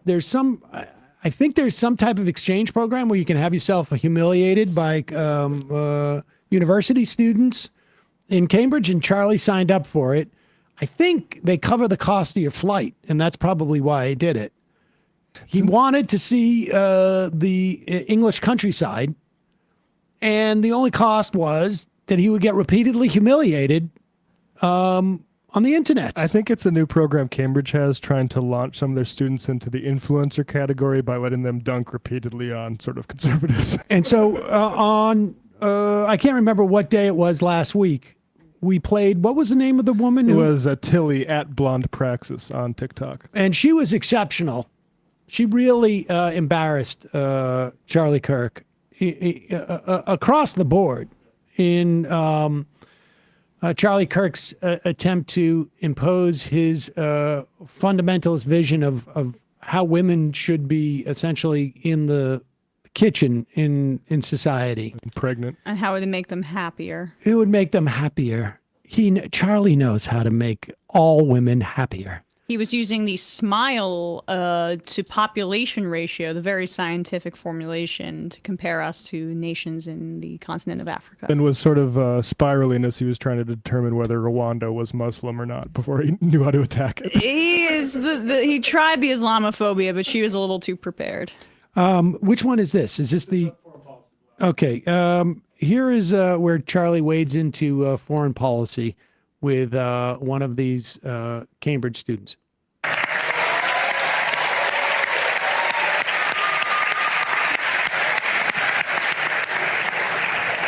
Good evening, Mr. Kirk. You've obviously devoted a lot of your life to electing, keeping in power Donald Trump, and you did so partly because you said Trump would put Americans first and take them out of foreign conflicts. Should we see how that is going at the moment? Currently, Trump has just accepted a $400 million debt from Qatar, which we're assured is perfectly above board. Billions in arms are going to Saudi Arabia, which they're using to bomb and starve Yemeni children. Not sure how that's in the interest of the United States, but it might be in the interest of the $5.5 billion deal his failed sons are receiving. At the same time, this great president of peace has greenlit mass killings not just in Yemen, but in Gaza, where he greenlit an invasion called Operation Gideon's Chariot with the express aim of wiping out the Gazan population. You promised to put America first. Haven't you and your ilk sold America out?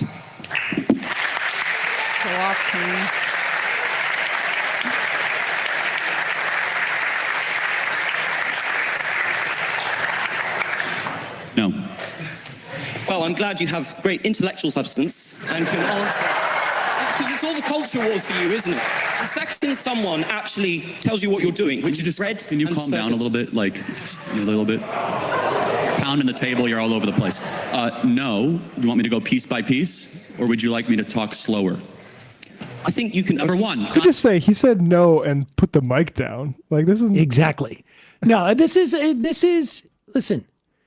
Charlie Kirk has been on the road, and all he's been doing is these type of like back and forth with college students.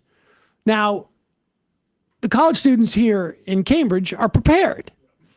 They're not like showing up on the quad and realizing like, hey man, Charlie Kirk is down there. Let's go question him. I got lunch at 1:30. So yeah. I mean, understand. And I know this from my performance days. If you're on the road as a comedian, your crowd work improves. So Charlie immediately has to go to this type of like crowd work now because he's embarrassed. He's not prepared for this level of actually substantive exchange.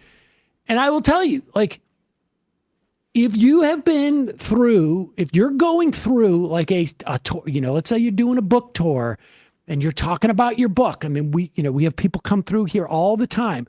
When they are practiced, they are much smoother. They have all these answers that are sort of like, somewhat formulaic.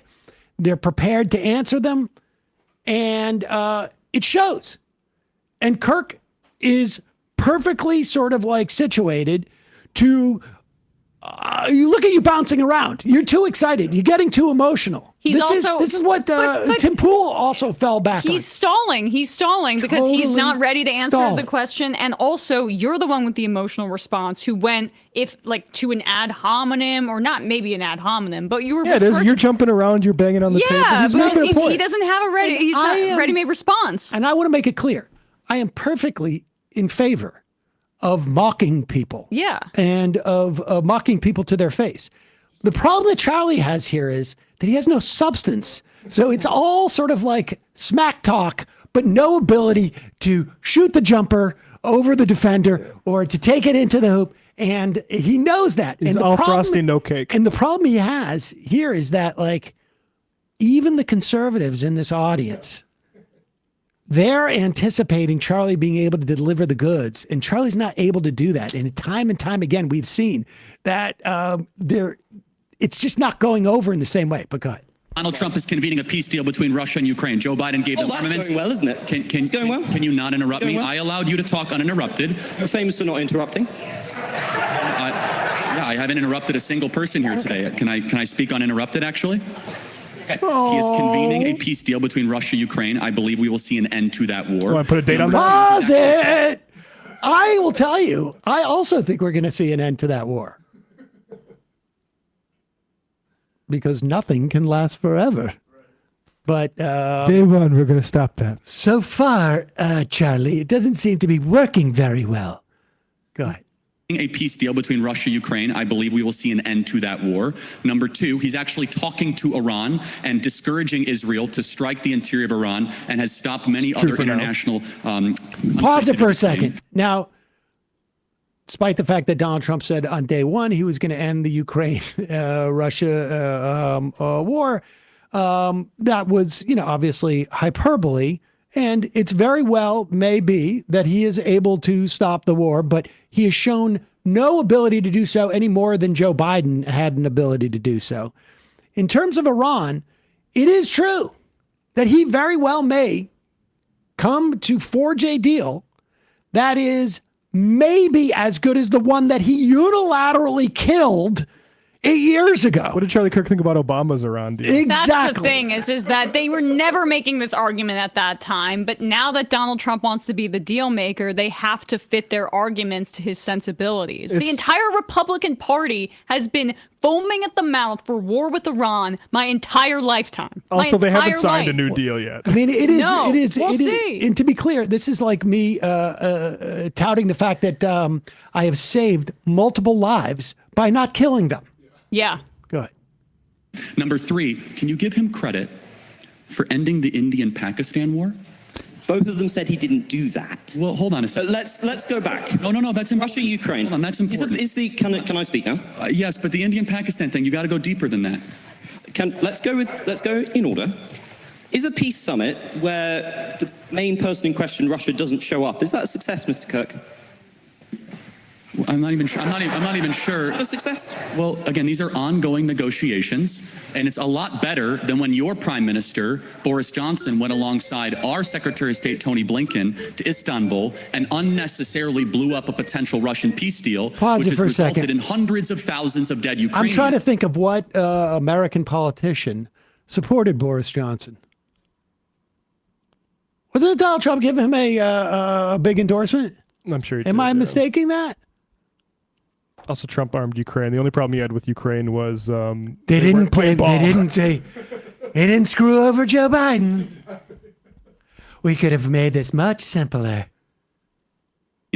One of the great unnecessary wars of the modern era. Donald Trump believes in conversation and police through strength. He has been president for well over 120 to 130 days, and he has already ended a war between two nuclear conflicts of India-Pakistan. No. He has secured our own U.S. southern border while we were being invaded by foreign powers. And thirdly, he is brokering a potential settlement with Iran that will prevent a major escalation in the Middle East. And finally, it is very difficult, but I believe they'll get it done, that will finally see an end to the Russian-Ukrainian war. No God. I'm just going to disregard the enormous lies you just put out there about Russia and Ukraine. Okay. But do you really think leverage negotiations work if you cut off all your leverage and scream at one party in the Oval Office? Don't you think that has just emboldened Russia? Because look at the approach. Putin thinks so much of your glorious president, he can't even be asked to show up.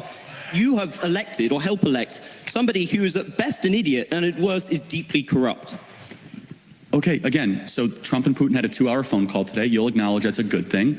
The pursuit of peace can sometimes be a winding road, and it's a lot better than sending hundreds of billions of dollars further into the killing fields of eastern Ukraine, something that tragically both the UK government and the US government has been unnecessarily supporting for a couple of years. President Trump wants to see a brokerage, an ending of this settlement. I pray we can get it. It's very complicated because of the mess that Joe Biden left, which was an active kinetic war with a nuclear power sending American-made missiles into the interior of Russia. So President Trump has already ended a war. He's ended an invasion. He's only 130 days into this. And I believe, we do not know. At this point, we are merely speculating, which I think we should not spend our time doing that, because eventually one of us will be right. I believe we'll be right, and I believe we'll see an end to this war. Can we just talk about 100 billion's worth of weapons? Because you dodged my question on what was going on in the Middle East, where Trump has just signed enormous arms contracts with Saudi Arabia and with Qatar.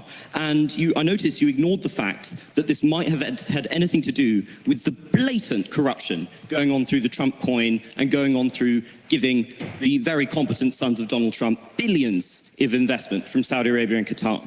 This is something that is directly embroiling Americans into conflict, but is importantly killing many innocent people. Those nations have been known to terrorize innocent civilian populations. So if you're coming to me and you're objecting to America selling weaponry, why are you defending shilling for the Saudis? Well, hold on. One is sending weaponry, one is purchasing. Secondly, you do know that the biggest purchase that was announced... Oh, pause it for a second. I got news for you. You think that we're just giving Ukraine weapons? Like we aren't selling these weapons to Ukraine?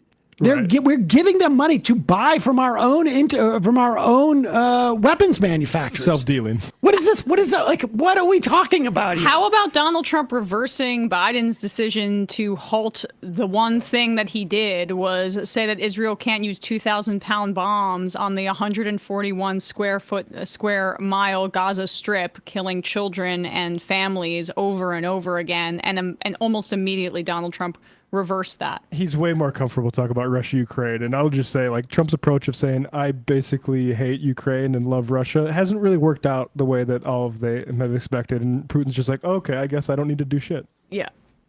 Airliner 737, $100 billion. We've heard of Qatar Airways. They purchased $100 billion of commercial airways. You are right, there were some weapons contracts. But I guess the question is, would you rather have Saudi Arabia buy weapons from America or China? I'd rather they not have American weaponry at cut price rates. That is so revealing. That is so revealing. We've talked about this over and over on the show about how our murderous, genocidal Middle East policy is much more about keeping China away from the Middle East than it is about even our footprint there, because we have like this military footprint there, and we're trying to and we're expanding that with Saudi Arabia and Qatar. But he admitted it there. okay, we're helping commit genocide because we're using force while China's using soft power by also China negotiated or was a mediator between Iran and Saudi Arabia on Yemen, and successfully, much to the chagrin of the United States, halted some of the worst of the starvation and horror in Yemen because of their talks with those two parties. That's what they're concerned about. So as China does that via negotiations or investment, the United States is trying to bomb everybody into oblivion, and Charlie's supporting that foreign policy while he's claiming it's anti-war. Because of great power rivalry. Talk about Qatar for a second. Okay, fine. Because you mentioned Qatar. You've been talking a lot about Hamas and the evils of Hamas. Can I ask you, who's the main funder of Hamas? Well, the Palestine state. Well, the West actually funds Hamas. Which state? Well, Iran funds. No.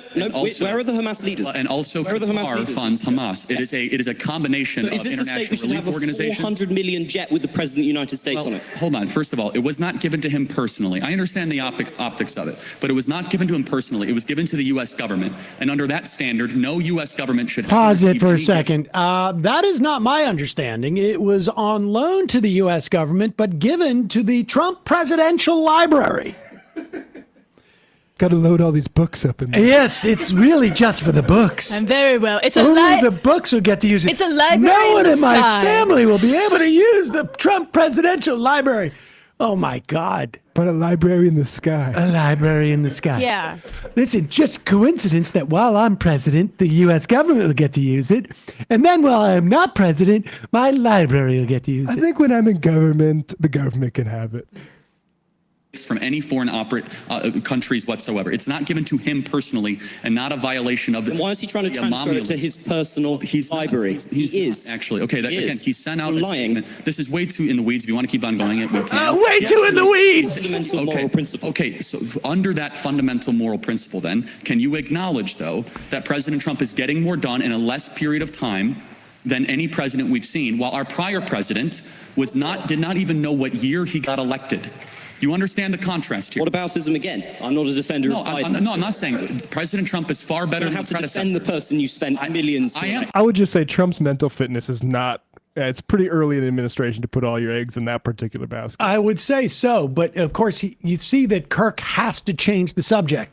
You're getting too weedy when you talk about the details of actually where that plane was going.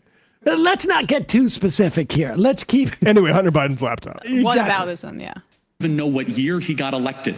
Do you understand the contrast here? What aboutism again? I'm not a defender of Biden. I'm not saying President Trump is far better than the predecessor. You have to defend the person you spent millions to elect. I will defend every day of someone who ends an invasion. That's all you do is brings down the price of oil. The invasion being immigrants to this country. Oh, I see. Who is revitalizing the American economy, who's brokering peace, who's stopped the potential nuclear war, who is bringing Iran to the table and bringing Russia to the table, someone who does not want armed conflicts with the greatest powers of our time. I will defend that endlessly. What are you defending? In a fantasy world of your own creation. So it's quite hard to engage that, but then disprove it. But let's check on how Trump is doing in terms of diplomacy. Look, with the war in the Middle East, do you think it was a defensible decision to tell the Israelis you wanted Trump Gaza to agree for Israel to invade the Gaza Strip and to continue to murder thousands of innocent children and civilians in a pointless war? Is that in America's interest? Is that in humanity's interest? Well, first of all, you should know something about Trump. There's something, if you realize with Trump over the last 10 years, he is quite the social media user and uses hyperbolic language at times. But let me ask you, in the conflict of Israel versus Hamas, who's the good guy? I believe both Hamas and the Israeli government are evil. But I think also that there is no justification. Are they equally? There is no justification for the murder and mutilation of thousands of innocent people and children in a futile. Let's hear it out. There is no justification, Mr. Kirk, for invading hospitals, for bombing innocent populations and dragging out a war which is damaging Israel and the West's security. You've made that point, but... Well, it's not a point, it's a moral truth, isn't it? Yeah. It was also a moral truth that the war started because 1,300 Jews were killed and 200 were taken hostage. And when you declare war on Israel, expect a firestorm in reaction. Let me finish, I let you talk. Israel he's getting mad is now. the holiest day of the calendar year besides Yom Kippur and Rosh Hashanah, Samat Torah, the 50-year anniversary of the Six-Day War. On Shabbat, Hamas invaded Israel. That's the holiest day in Israel? Is the 50th year of... Okay. Okay. I didn't realize that was a holy day. I did not learn that in Hebrew school. Oh, you didn't learn about the holy Six-Day War Day? I learned about the 6-Day War, but I didn't realize that was a holy day. It's biblical. Well, perhaps it is for Charlie, because what's his religion? I don't know if he subscribes to the idea that the end times are coming if more and more Jews go to Israel, but the more conflict that is in that region, the more that the evangelicals get their biblical prophecy of most of the Jews burning up so that Jesus comes back. You can see Kirk, though, now is attempting to get morally righteous. Now, he understands, this is the way that he salvages, to the extent that there are any Americans who are going to watch this. This is the way he salvages it, at least for his own audience, is to wrap himself in the cloak of it being something to do with anti-Semitism. And they clipped this themselves, yeah. Did they? Yeah, that would explain it. All right, let's go on to another one, because it's quite clear. He was handed... Let's just get through this, see the response. Taken hostage. And when you declare war on Israel, expect a firestorm in reaction. Let me finish, I let you talk. America first! Israel, firestorm! The holiest day of the calendar year besides Yom Kippur and Rosh Hashanah, Samat Torah, the 50-year anniversary of the Six-Day War. On Shabbat, I feel like Passover, Hamas invaded probably Israel, holier. deciding to go recklessly to music concerts, to homes, to kibbutzes, and taking 200 plus hostages. They knew what they were doing. In one of the most cloistered urban environments on the planet, 2 million people live in a place where it's impossible to wage war. Impossible. Where they wear civilian clothing, they violate every tenet of the Geneva Convention, and the IDF, when they do something right, they get no credit. When they do life-saving surgeries of a Gazan child, they get no credit. When they drop leaflets, they get no credit. But when they happen to bomb a place where they are operating their military from, which we now know from third-party verified sources, hundreds of Hamas military operations are in mosques, schools, and hospitals. I'm sorry, the country where they were living in relative peace on October 6th, that all of a sudden we had a war, and Hamas started the war. And I don't see people that were really upset about the 2 million Germans that were killed in World War II, civilians. A tragic truth of war is that civilians die. I don't like it, and you don't like it. And they brought it upon themselves. The only operation and entity to blame is the leadership of Hamas, not the Israeli government, for fighting this defensive war after they were invaded. I'm no defender of the terrible pogrom that was launched against Jews on that day. But the justification for the death of innocents cannot be an infinite cycle of bloodlust. It cannot be killing tens of thousands of innocent civilians with a war with no end in sight, people who are not complicit in those atrocities. It cannot be bombing hospitals which children use. It cannot be bombing hospitals in which cancer patients are dying and starving in there. The deaths that have been inflicted, nobody knows the true toll, but somewhere between 50 and 100,000 people lie dead under the rubble. And what is left for Gaza except for to continue to suffer under Hamas? Because it turns out Netanyahu's political strategy has not worked. It has entrenched Hamas. I like this guy, but I wish that he responded with to the reasoning that Charlie Kirk used, which was that Gaza is so densely populated. Why is it so densely populated? Why does Hamas have to conduct its military operations in, again, that 141 square mile strip of land? It's because Israel controls their borders, land and sea. They have no air force. They have no airport. They have no passports in many instances. If you leave the Gaza Strip, it's very difficult to get back and maybe see the rest of your family. Israel won't let you back in. It's because it's an open air concentration camp. That's why they're conducting their military operations within the boundaries of the concentration camp that they live in. The permanent refugee camp, yep. Half of the population prior to the genocide was children, in part because of the circulating death that Israel would engender and create in that area, and because they would do operations every single year called mowing the lawn, where they would try to undercut Palestinian resistance in the Gaza Strip by bombing people indiscriminately prior to this. So the idea that they were living in relative peace is a completely false notion. So I like that guy. He did a lot of great stuff there, but I feel like that could have been stronger. I want to make a point, and we have another clip on this, but when Charlie Kirk says who are the good guys and who are the bad guys there's this clip of Jake Tapper saying that students are seeing things only in terms of oppressor and oppressed, and it's actually projection by Zionists, because I have an answer for where Hamas, the bad things from Hamas and Zionists come from. It's from a settler colonial structure that inevitably produces this sort of hatred. It's what produced this feelings towards Native Americans in this country. It is the structure. It has nothing to do with these religions. These holy books have been around for thousands of years that haven't changed. What changes these nationalisms? And I just think it's ridiculous how infantile that gets when it's like, who's the good guys, who's the bad guys? That I'm not in a Marvel movie right now. Well, they are when they perceive a certain kind of like Western or whiteness. Who's white, who's black? White, that's what it is. Who's the savage and who is the Western first world sophisticated society. It's just clash of civilizations that they're grafting onto this. Let's look at Jake Tapper. Was he on Bill Maher? He was on Bill Maher's show. And go ahead, please. It has to do with an academic theology of oppressor and oppressed. Pause if it you for a only second. look at the world. Did he just say an academic theology of oppressor and oppressed? Is he like an academic theology? Cuckoo. I think he's trying to undermine their thinking by saying it's a religion? It's something like that. It's like culture. It's like, when the kids wear their hats backwards or their pants saggy. It's like, it's a trend that they accurately recognize. It's like a cult, he's saying. Yeah, that they accurately recognize power in the world. Okay, an academic theology.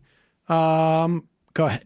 It has to do with an academic theology of oppressor and oppressed. Yes. If you only look at the world as oppressor versus oppressed, you then have to choose in a conflict, this group is the oppressor, this group is the oppressed. It's also why, for example, there have been conflicts on other college campuses where gay students have protested things that are going on in Muslim countries having to do with the LGBTQ community in those countries. And the gay students are made to be the oppressor because a lot of them are white. And that's also what's going on when it comes to the Israeli-Palestinian conflict. What? The Israelis Pause are it. made So to be the he's oppressor. saying that Israelis are being made to be the oppressors because they're white in this instance. It has nothing to do with the complete, total asymmetry in the power of these two groups of people. One being controlled by the other, one having all the weapons, one having all the resources, one having all the food, one having control of the electricity and the water. It's just because the Israelis are white, according to Jake Tapper. And that's what that's how he's dismissing the pink-haired college kids.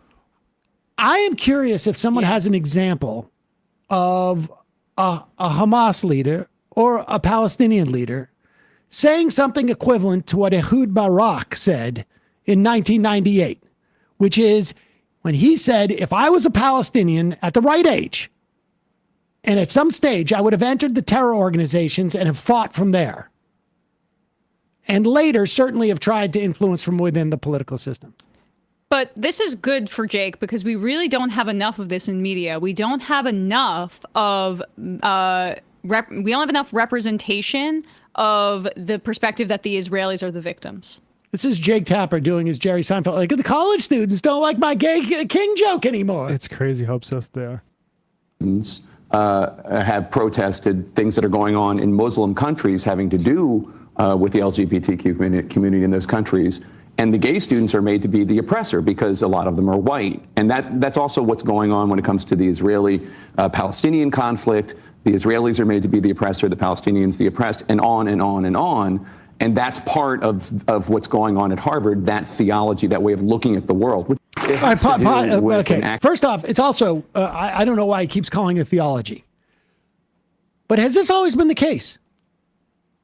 Has this always been the case that college students have always been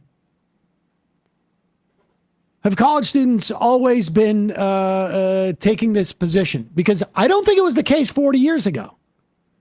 I don't think it was the case 50 years ago. I don't think it was the case maybe even 30 years ago. Somehow this theology evolved. It's as if like God died or something and came back. Or maybe it became clear what the dynamic is.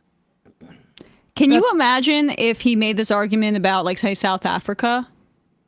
The white South Africans are made to be the oppressors. People, I can guarantee you, absolutely did. And the black South Africans, the oppressed. Because and then he made some sort of point about the lacking culture of black South Africans. Maybe he would make a point about, say, crime rates or something like that to say how, there's a hypocrisy involved there. But you hear the race. He went to the right show to make an Islamophobic racist argument, which is this is when I remember watching Bill Maher's show, and when I realized this was not the show for me, was his rampant Islamophobia when I was getting interested in atheism. And you saw how him and Sam Harris and that whole movement, they were atheists, but they were also like somehow Zionists at the same time, because they felt that the Israeli culture or Western society was more advanced, and thus you should be more sympathetic to them. Islam was the motherlode of bad ideas, they used to say. My favorite thing about Sam Harris is that when he first started doing his tours around that time, they were all at Temple Brotherhoods and Sisterhood sponsored tours, which is amazing for a guy whose argument is there's a problem with religion, unless there's a problem with religion, but there's really a problem with one specific religion. You know where we got to start. Yeah. And so he also cites this example that I have not seen evidence for. These gay students are against Iran or whatever. Where are the gay students? Yeah, protesting. I perhaps it's true. Perhaps there's a lot of coverage of this that I haven't seen. These gay students protesting these savages in the Middle East for their, oppression of women. I am really sick of feminism being used for imperialist, racist ends, especially from the mouth of somebody like Jake Tapper, who has consistently supported the genocide of Palestinians that included disproportionately women who were being slaughtered by this. The usage of Western chauvinism to say that because there are fundamentalist Islamic religions in the area that are, yes, repressive of women, that is a justification to dehumanize them or say that they are evil or that the Palestinian liberation cause should be broadly smeared. It is about using wealth and capitalism as a way to dehumanize a population that has been the whole region bombed by my country with my tax dollars for decades and decades and decades. And many of those Islamic fundamentalist governments were propped up by our government because we thought that they were more easily controllable, including to this day. They're doing deals with Qatar. They're doing deals with Mohammed bin Salman, not a democratic leader as we talk about democracy, who also oppresses women. They're doing deals with Sisi, with leaders across the region to shape the region in their own vision. And the idea that Tapper can sit there and say that there's hypocrisy in terms of protesting what's going on there because, white women have it better here, give me a break. Let's go to the phones. Calling from a 757 area code. Who's this? Where are you calling from? Hey, my name's Cody from Virginia. Cody from Virginia. What's on your mind? Hey, yeah, I'm just curious because oftentimes I see obviously a lot of inflammatory comments on social media regarding the migrants and such. And a lot of the times I see people say that Obama has deported more people than Trump has. So can you guys kind of break that down? Because I'm curious what that breakdown looks like. You mean in terms of who he deported? Yeah, they talk in raw numbers, they say, and I did research it a little bit, and I just wanted to kind of. Well, my understanding is, I mean, I haven't seen an updated comparison, but when he left, and I think relative to Trump's first term, yes, he did. I mean, their argument was that it was a way to create bona fides to get some type of comprehensive immigration reform, but he did. Right. And from what I was looking, it was the fact that it looks like Obama they had more, I guess, stringent policies on who they were going to go after and prioritize. Yeah, I think that's probably true. I think that's probably true. That the Obama administration had like a different set of criteria for whom they would target, but the numbers are the numbers. Also, Obama was a 2-term president. I just feel like by 8, it was deporting like crazy to try to get that bill passed with to try to look tough on the border so they could do the DACA and stuff. No, I mean, I don't think there's any argument that you could make that Obama was particularly good about this. Now, ostensibly it was, for him to provide for DACA and DAPA. That political strategy failed as a strategy, if that's what it was.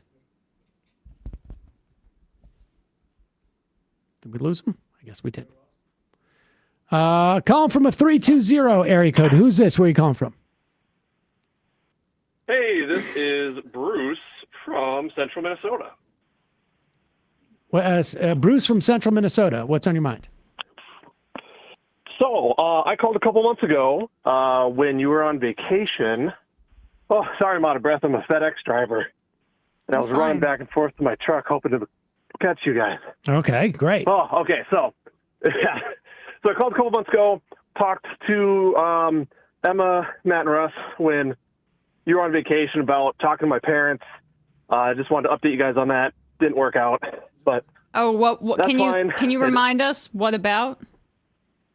They're just like super Trump supporters, and I was debating going like no contact with them. Right.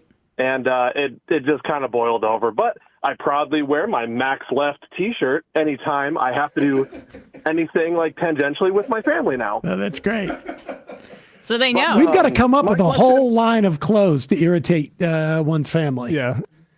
Oh, I wear it to like small town bars and stuff, and I proudly am just like, yep, I'm a woke snowflake. Well, wait a second. We've got new truckers caps. Can we pop that up? We got 2 new colors. I ordered one, but there's like something wrong with like the manufacturer or something. No, it's just a little bit delayed because there's only one. Yeah, 'cause my wife ordered one for my birthday. There's only one trucker hat, U.S. made, in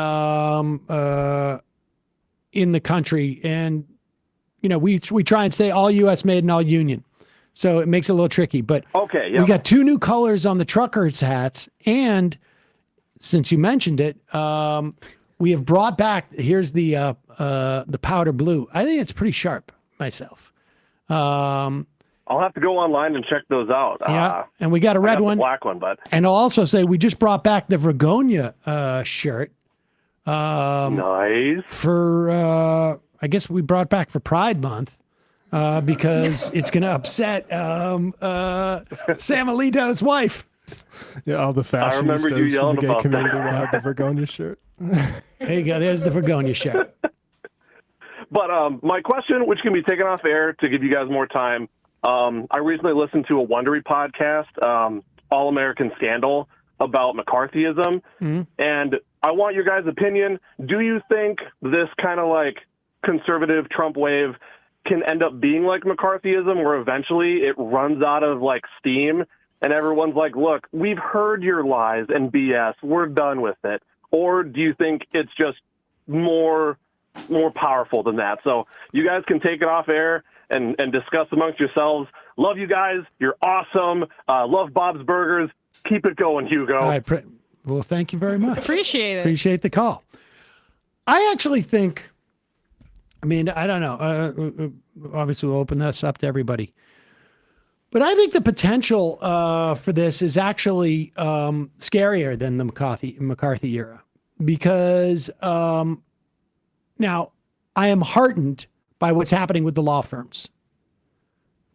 I think I have a my perspective on these things is probably like more informed by the fact that I grew up in a family of lawyers. But if they can intimidate the lawyers and they can intimidate institutions like Harvard, which I have plenty of complaints about Harvard, dating back to my days living in Cambridge and Somerville. But if they can intimidate institutions that strong in our society,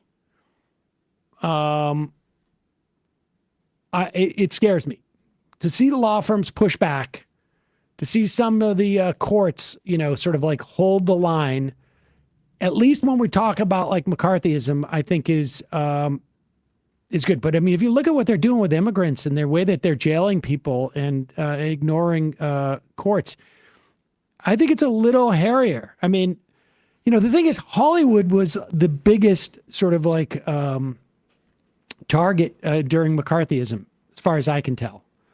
And they are a lot more sensitive to like sort of like public pressure than maybe like a place like Harvard. So if Harvard could capitulate, then, that's more structural in my estimation. But I don't know.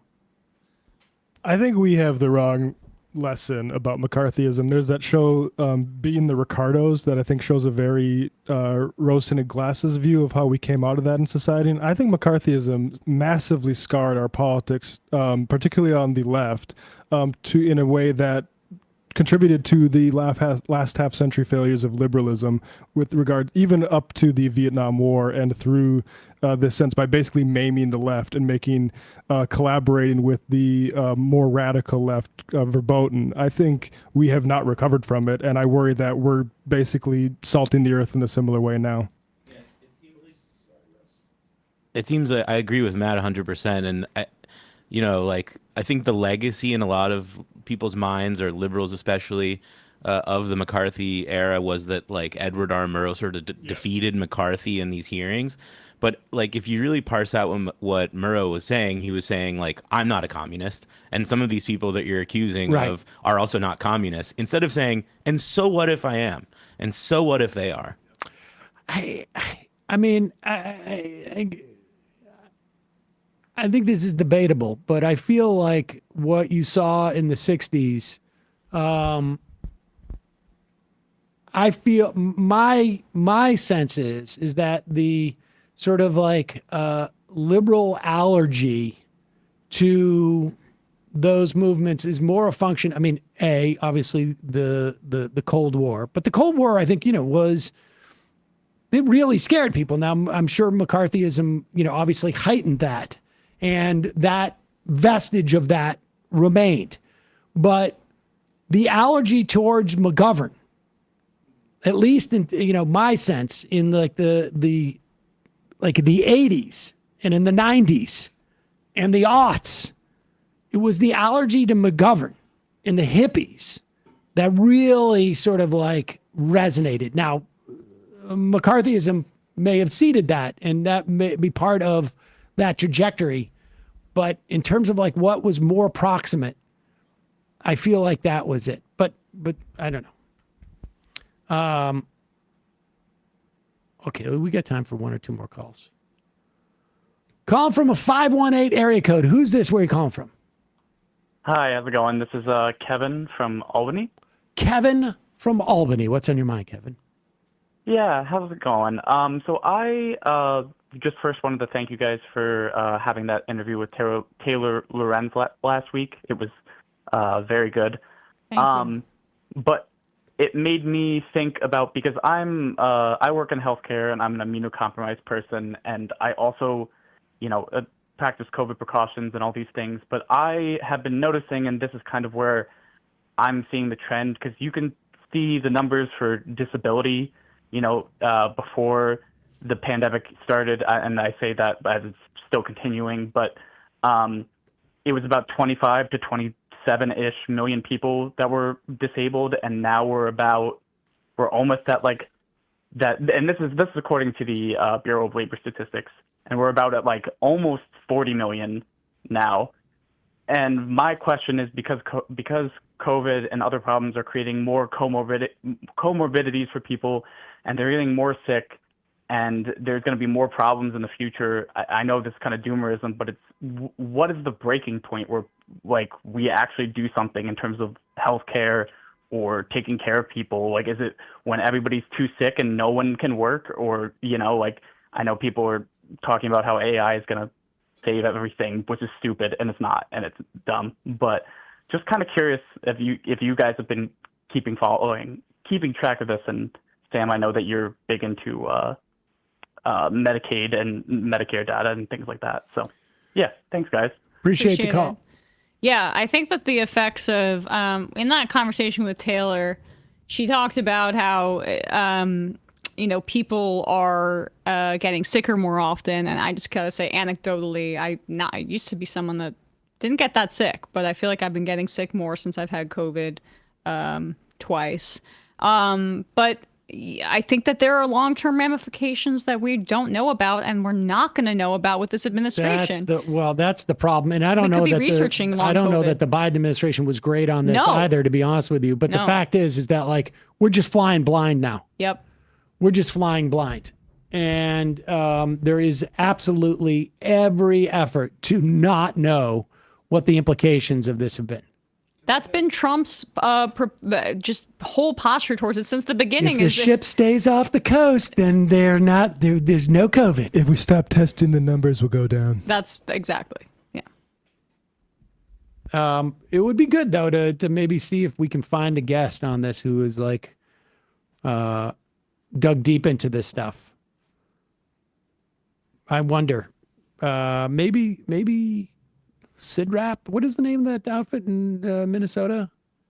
That not Olmsted.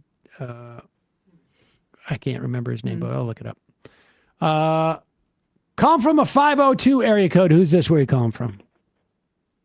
Hi, my name's Jonathan. I'm calling from Kentucky. Jonathan from Kentucky. What's on your mind? I've been very anti-electoral politics and quite frankly tired of dealing with the Democratic Party as a whole. But recently, recently I went with my father-in-law I live in rural Kentucky. I went to our county's Democratic Party convention, and I think that there is ample opportunity for people who live in rural communities to basically, because I'm never going to have like a DSA chapter out here where I live that I can join. I walked in. I was by far the youngest person there. I am now the precinct chair of my precinct. I'm on the executive committee as well. Yep. Good job, man. Awesome. And it was basically handed to me. There were only two other people from my precinct, and the rules, the Democratic Party rules are you need to, on the precinct committee, you need to have at least one woman, at least one man, and then at least one person under 40. And I'm the only person under 40, and the other two people there are a married couple who live down the road from me. What's their politics like? I've been, my father-in-law is in his 70s, and these people are pretty much in the same age group, like retirement age, and they're just like very classic union Democrats. Nice. Everyone there has been really great, and we recently had like a little protest. Brett Guthrie came to town for our Lincoln dinner, Republican County Lincoln dinner, and it wasn't anything insane, but it was just about 50 people there yelling at Republicans that are going to do all this horrible stuff. And we've gotten some pretty good feedback on social media. Of course, we have a bunch of psychopaths also saying horrible things about us. But these rural county parties are desperate for young people. And when I say young people, I mean anyone under the age of 40. Yeah. They are absolutely desperate for it. You like me, you might just be able to walk in and be put on the executive committee, or be put on your precinct committee, or be a precinct chair, or get sent to your state convention as a delegate. And these people are willing to listen to young people because they're old and tired. Yep. At the protest, I was asked by this nice woman who was there on our side, and she said, well, what's the thing with like young people? Like, what is it going to take? And at first I kind of tiptoed around, and then I said, well, screw it, and said, I'll be honest with you, a lot of people don't see a future with the leadership that we have, and are quite frankly tired of it. And Israel and Gaza, the genocide of the Palestinian people, is a major issue. And she shook her head understandingly. She did, like, no one there was yelling at me and calling me an anti-Semite and saying that I hate Jews and all this stuff. They're willing to listen. They know that there's not, that their time is kind of done with, and you'll be surprised how many of these people, these older people, even are feeling the same way, and how much you got to think about despair there is. Yeah, you got to think about I mean, this is a broad generalization, but particularly in red states, the people who are going to be doing these who are going to be signing up for these local politics, they know they're not going to have any power. They're doing it out of a sense of like they feel like there's something wrong in the country, and they've seen it go in the wrong direction for 40 or 50 years in some instances. And they're also probably more often than not aware of the fact, I can speak as somebody who's getting up there myself, that you're not necessarily in touch with what's going on. And so, I'm not surprised that that's the way that they're reacting to you, and if you come across as even like remotely reasonable, not even really in the content of what you say, but just how you deliver it, I think they're going to be receptive. And, I think people should take heart about your story and seize these opportunities, because, those 70-year-olds who live down the street, you show up with a couple of your friends, and I'm sure they're, months away from going like, you guys take over. Yes. We do have a really nice local queer alliance group that helped plan the protest with Guthrie, and Andy Barr was there. And so like there are, I will say, like there could be in your area, like if you're living in a small town in a rural county, wherever, like there are people out there who really want something to latch onto, because there's just not a lot, especially nationally and at the state level. There's just not a lot going on. And if you can get a lot of radical young people from these rural areas to join up and then be sent as delegates to your state convention or run for local office or whatever, especially like magistrate, like that's the skills we need. My biggest thing that I really want, that I want to fight against locally, is the expansion of these limestone quarries in the northern part of our county. It looks like a strip mine in these like historic areas, and for decades they've just they're moving an entire highway that like a quarter mile to the west, because this quarry just keeps buying up more land. And my father-in-law spent the better part of 25 years fighting it, and has like created state case law about how magistrates and fiscal courts, that's your fiscal court, if magistrates are, anyway, if anyone's wondering, how they do these planning and zoning meetings and how they have to address the public about them and all this stuff. And it hasn't amounted to a lot, because we're up against a lot of people with a lot of money in a small community, but like there's really nothing else for me to do besides join my county Democratic Party and try to tell people about it. And yeah, Colin, I mean, I've heard the same story from people in different, and it's not just small, like North Dakota, small redder states. Democratic Party is sclerotic and decaying all across the country. I know people who had similar experiences in Texas. Now, what are you saying? Now, once you get to a certain point, the shenanigans start coming in. Like, say you maybe want to run for office, and the party wants to put a young woman who was just a Republican 5 years ago to run for that same seat. There's things that once you get higher up, but you're absolutely right that showing up to a lot of these places, I think a lot of people should attempt that. Now, I also like the independent route, like Dan Osborne in Nebraska, where if you're in a community where people just hate the Democrats so much and you think you can outperform a generic Democrat in a statewide thing. But we need people who have the skills that you are developing, which is political skills. And what badge you put on that is frankly secondary. We need people who know how to go into their communities, get political support, and then work government. And everything that's about can we do this with the Democrats? Can electoral politics or anything is kind of, I think, beside the point. And in terms of like the leadership vacuum with the Democrats, that also makes it so that people are more willing to listen. Like when I think, it was hard sometimes for leftist criticisms of, say, like Obama to land because a lot of the Democratic base was pretty enamored with him and he was the leader of the party. There's no leader of the party and people are looking for answers. And so if you can do that on the local level, you're priming them for a better leader of the party going forward because you're showing them in a non-threatening way what we stand for. And I think I've noticed anecdotally, I'm a coastal, whatever, but libs are more open to some of this stuff, at least right now. I really think they are. And I think that a lot of things that maybe people might think that their beliefs are too radical for these,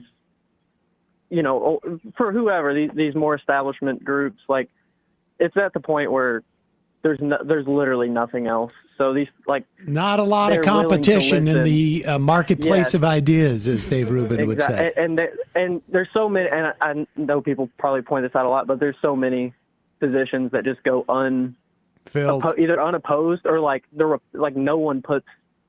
There's a town not far from me that nobody ran for mayor, but they had 16 people or something run for 6 city council spots, but no one ran for mayor on either side of the political party or political aisle. So, like, I don't know if there's something, if you're just feeling lost and you live in a community like I do, reach out and there's people there that have probably been there for years and they're dying to see new faces and to give you time to speak and to listen to you. But thank you all for taking my call. Great call. Thanks for calling and keep us updated. Really appreciate it. Thank you. All right, folks, that ends the left is best infiltration begins. Call-in portion of our program. Thank you so much. And we're going to read a couple IMs and then get out of here. Jobby Boonier. The majority report's silence on the Glenn Greenwald sex tape has frankly been deafening. Cenk Uygur, whose audience is much larger, dedicated nearly 20 minutes to this historical document. Why does the radical left believe Mr. Greenwald's throbbing dinger is not deserving of journalistic attention? Do leftists think Mr. Greenwald should not be allowed to get spanked? All right, I don't want to hear about it. I don't care. The idea that anyone cares is odd to me. Yeah, journalists shouldn't be blackmailed. Yeah, for the record, there is no dinger in that video. Well, I'm glad Haven't seen it. Yeah, I'm glad you watched it, Russ. Thanks for doing some good production work for us. But I feel badly, even if we've had major disagreements with Glenn. He's been through some trauma with his husband dying. It's kind of crappy that something like that's leaked, to be honest, in my view. And whoever leaked it should be found up. Yep. Yeah, and the idea, and I don't even like talking about it because it puts more sunlight on something that should not have been shared. That's private, and I don't like people leaking things like that. I think it's really wrong. We shouldn't cut a video and monetize it. Oh well. I am always like, what was his even take on it? Like, what take do you have except whatever? Well, my take would be like, attempted role play. And I just can't, I think it was because I was an actor. And it's just like, what? Well, like I'm just too conscious of other people's lack of acting skills. The mise en scene. Exactly. Well, I haven't seen the video like I guess everybody else here has, so I don't know what the reference is. Okay. The Sam burglar. Sam, as someone who's gone on cruises recently and enjoyed them, how can I still enjoy them when I'm now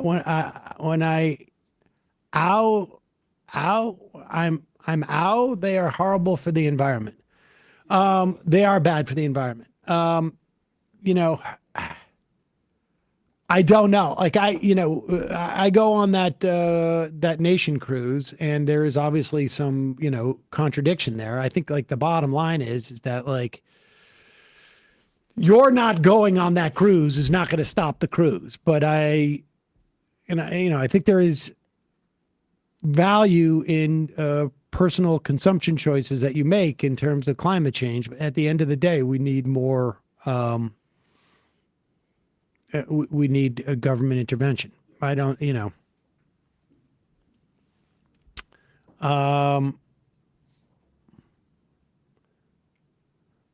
think there's still a report out to come out it, but is it Jonathan Joss of King of the Hill killed? Oh my gosh! In what? Again, we'll wait more reporting on that, but appears to be a hate crime. Yep. Really? Yes. He was also in Parks and Recreation, really funny in that show. And his husband is saying that it was a hate crime based on like also instances of repeated harassment from this neighbor who ended up shooting him just cold. Oh, geez. Much of the harassment was openly homophobic. In Texas. Yeah. I didn't hear about any of this. Yeah, I think horrible. Start to pride. All right, couple more IMs. Sorry about that, folks. I just sort of... What just happened? Oh, here it is. Oh, horrible. Teacher Dan, happy Tuesday Newsday, all. I'm going to be hitting the June 14th No Kings protest in Ithaca, New York, home of that radical far-left Cornell U. My sign will say no king, sure, but how about how will Democrats undo oligarchy? Nice. Snarkorsky. I can't believe I just had to think of Glenn Greenwald's. Okay. I wish to register a complaint. Bullprog. There's an ICE operation happening right now at Lake and Bloomington in South Minneapolis. 8 green men with armored Humvee in support from sheriff member. Never mind that allies and the people in the kibbutz gave Israel warnings ahead of October 7th. Vaughn from Wisconsin. I don't like the term taco Trump. Sounds too much like taco truck, which everybody loves. Well, the Democrats have set up a taco truck outside of the RNC today to troll him about how he never follows through about things like tariffs, because apparently that's a good message. So weird. I'm going to. It's what rich people say about Trump. So that's what the Democrats say about him. He won't do the tariffs, and that's what matters to me because I have all these investments, and that's what I need to worry about. Like it's so gross who they speak to. Can they go back to playing dead? 502 Drew. Yeah, but did you hear when Schumer burned Trump with that sick taco Trump label? Trump may not recover from that fire. What kind of bull is this? Oh my God. Stephen CJ. Did he ask the Baileys first? This is in reference to Tippy Tappy Toe. Today I learned that Trump has only been briefed 14 times as president, but he's golfed 88 times. It's because I'm smart. So is he trying to send a message? 1488? Look, I think especially when those sorts of things appear in ICE press releases, which they did even in Trump's first term, should be taken seriously. I think maybe you're looking a little bit too close. You could be joking. Fruity Dinosaur. I tried explaining to a coworker last week about the after effects of COVID and disability because her doctor made a comment that everyone is trying to get on disability these days. I myself just got diagnosed with celiac out of nowhere, no family history, and now expecting a psoriasis diagnosis, also no family history. Within a couple of months of each other, also seeming to suddenly be a possible type 2 diabetic via insulin resistance. I now have a possibility autoimmune disorders out of nowhere. No family history of them, and the only significant change to my health was COVID a little under 2 years ago. And there's piling evidence of this trend. I mean, this is the thing. Yep. It's we don't now have a government apparatus that is taking this seriously enough to do studies on this. We need a much greater comprehensive study. It's impossible to really know why that's happened to you. And, you know, in the absence of this, all we have is like a series of anecdotes, and we just don't know. Now, there is a lot of research that suggests that COVID attacks all organs of the body. And we still don't know enough about long COVID and how long it lives in the body and how long these impacts created. But, you know, you get chicken pox, 50 years later, you get shingles. So it's not like there's no, we don't live with these type of things with other viruses, and it's not terribly controversial. But we as a society have like basically said, we're going to ignore this.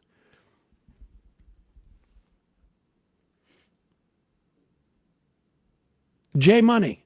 Okay, we'll read 5 more. We're all the men's rights people to push back against this misandrous, able-bodied young men trope. It's a good point. They think their guys are the grind set guys. Those people attack women. That's what they're practiced to do. Right.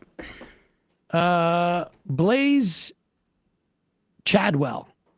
You should clip Schumer chanting, "We support Israel," and play it whenever Israel does something atrocious.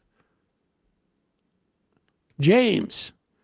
I'm surprised Johnson didn't call them young strapping bucks. By the way, that's the phrase found in Johnson's Pornhub search history. What? No. It's a joke.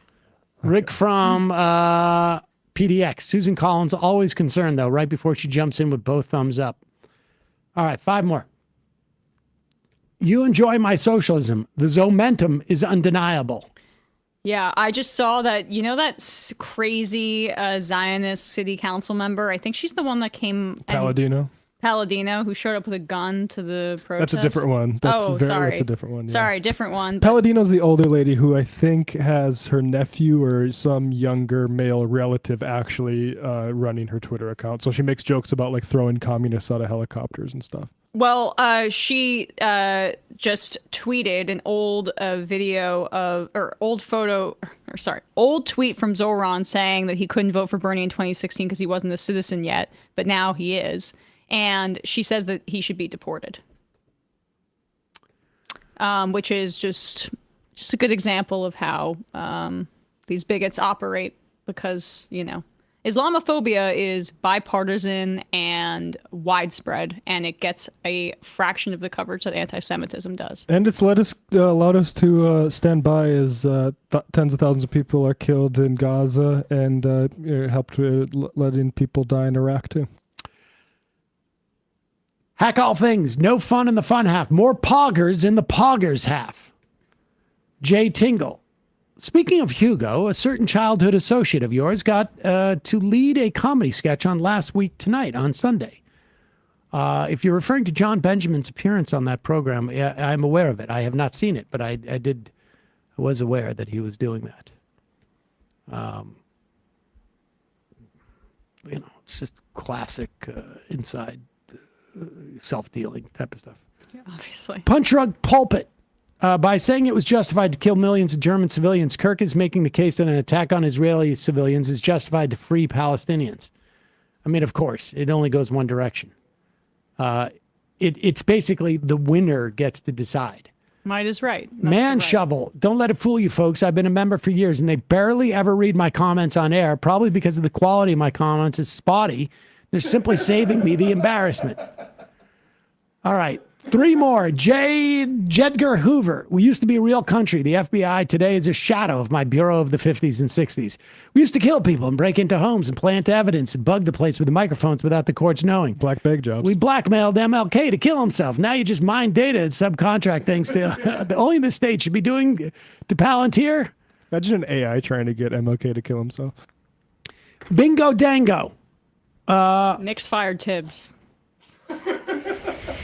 Worcester. Sam, now that I have your attention, the board of Market Basket booted Arthur T. Demoulas from his CEO position. Artie has been one of the keeping the the Market Basket, affordable for consumers and ensuring workers are treated well. If the board gets away with this, only affordable grocery chain in Massachusetts will be shittified and prices will go up. We need another strike like the one in 2014. Thank you for that shittification reminder. All right, two more. Mastertron. When they're smearing Palestinian protests this intensive with Miss Rachel, then you know they're losing. They're getting desperate. I think there's some truth to that. And the final IM of the day. Rob from maybe Minneapolis. The GOP's adding the requirement that contempt charges be accompanied by a bond is how they plan to justify it's being covered under budget reconciliation. I don't think that's going to work. We'll see. All right, folks. Matt, Russ, Emma, great job today. See you tomorrow. It might take all the strength I got to get to where I want, but I know somehow I'm gonna get there. I wasn't looking when I just got caught between the truth and the light bar. But finding out won't make me feel any better. Yeah, I know the clock is ticking, but the meds are gonna kick in, and my pilot light shining bright. I guess somewhere the choice was made for the option where you don't get paid, for the road that bends before it finally breaks you. I guess somehow I lost my drive between the 101 and the 5. Do you know how far the detour takes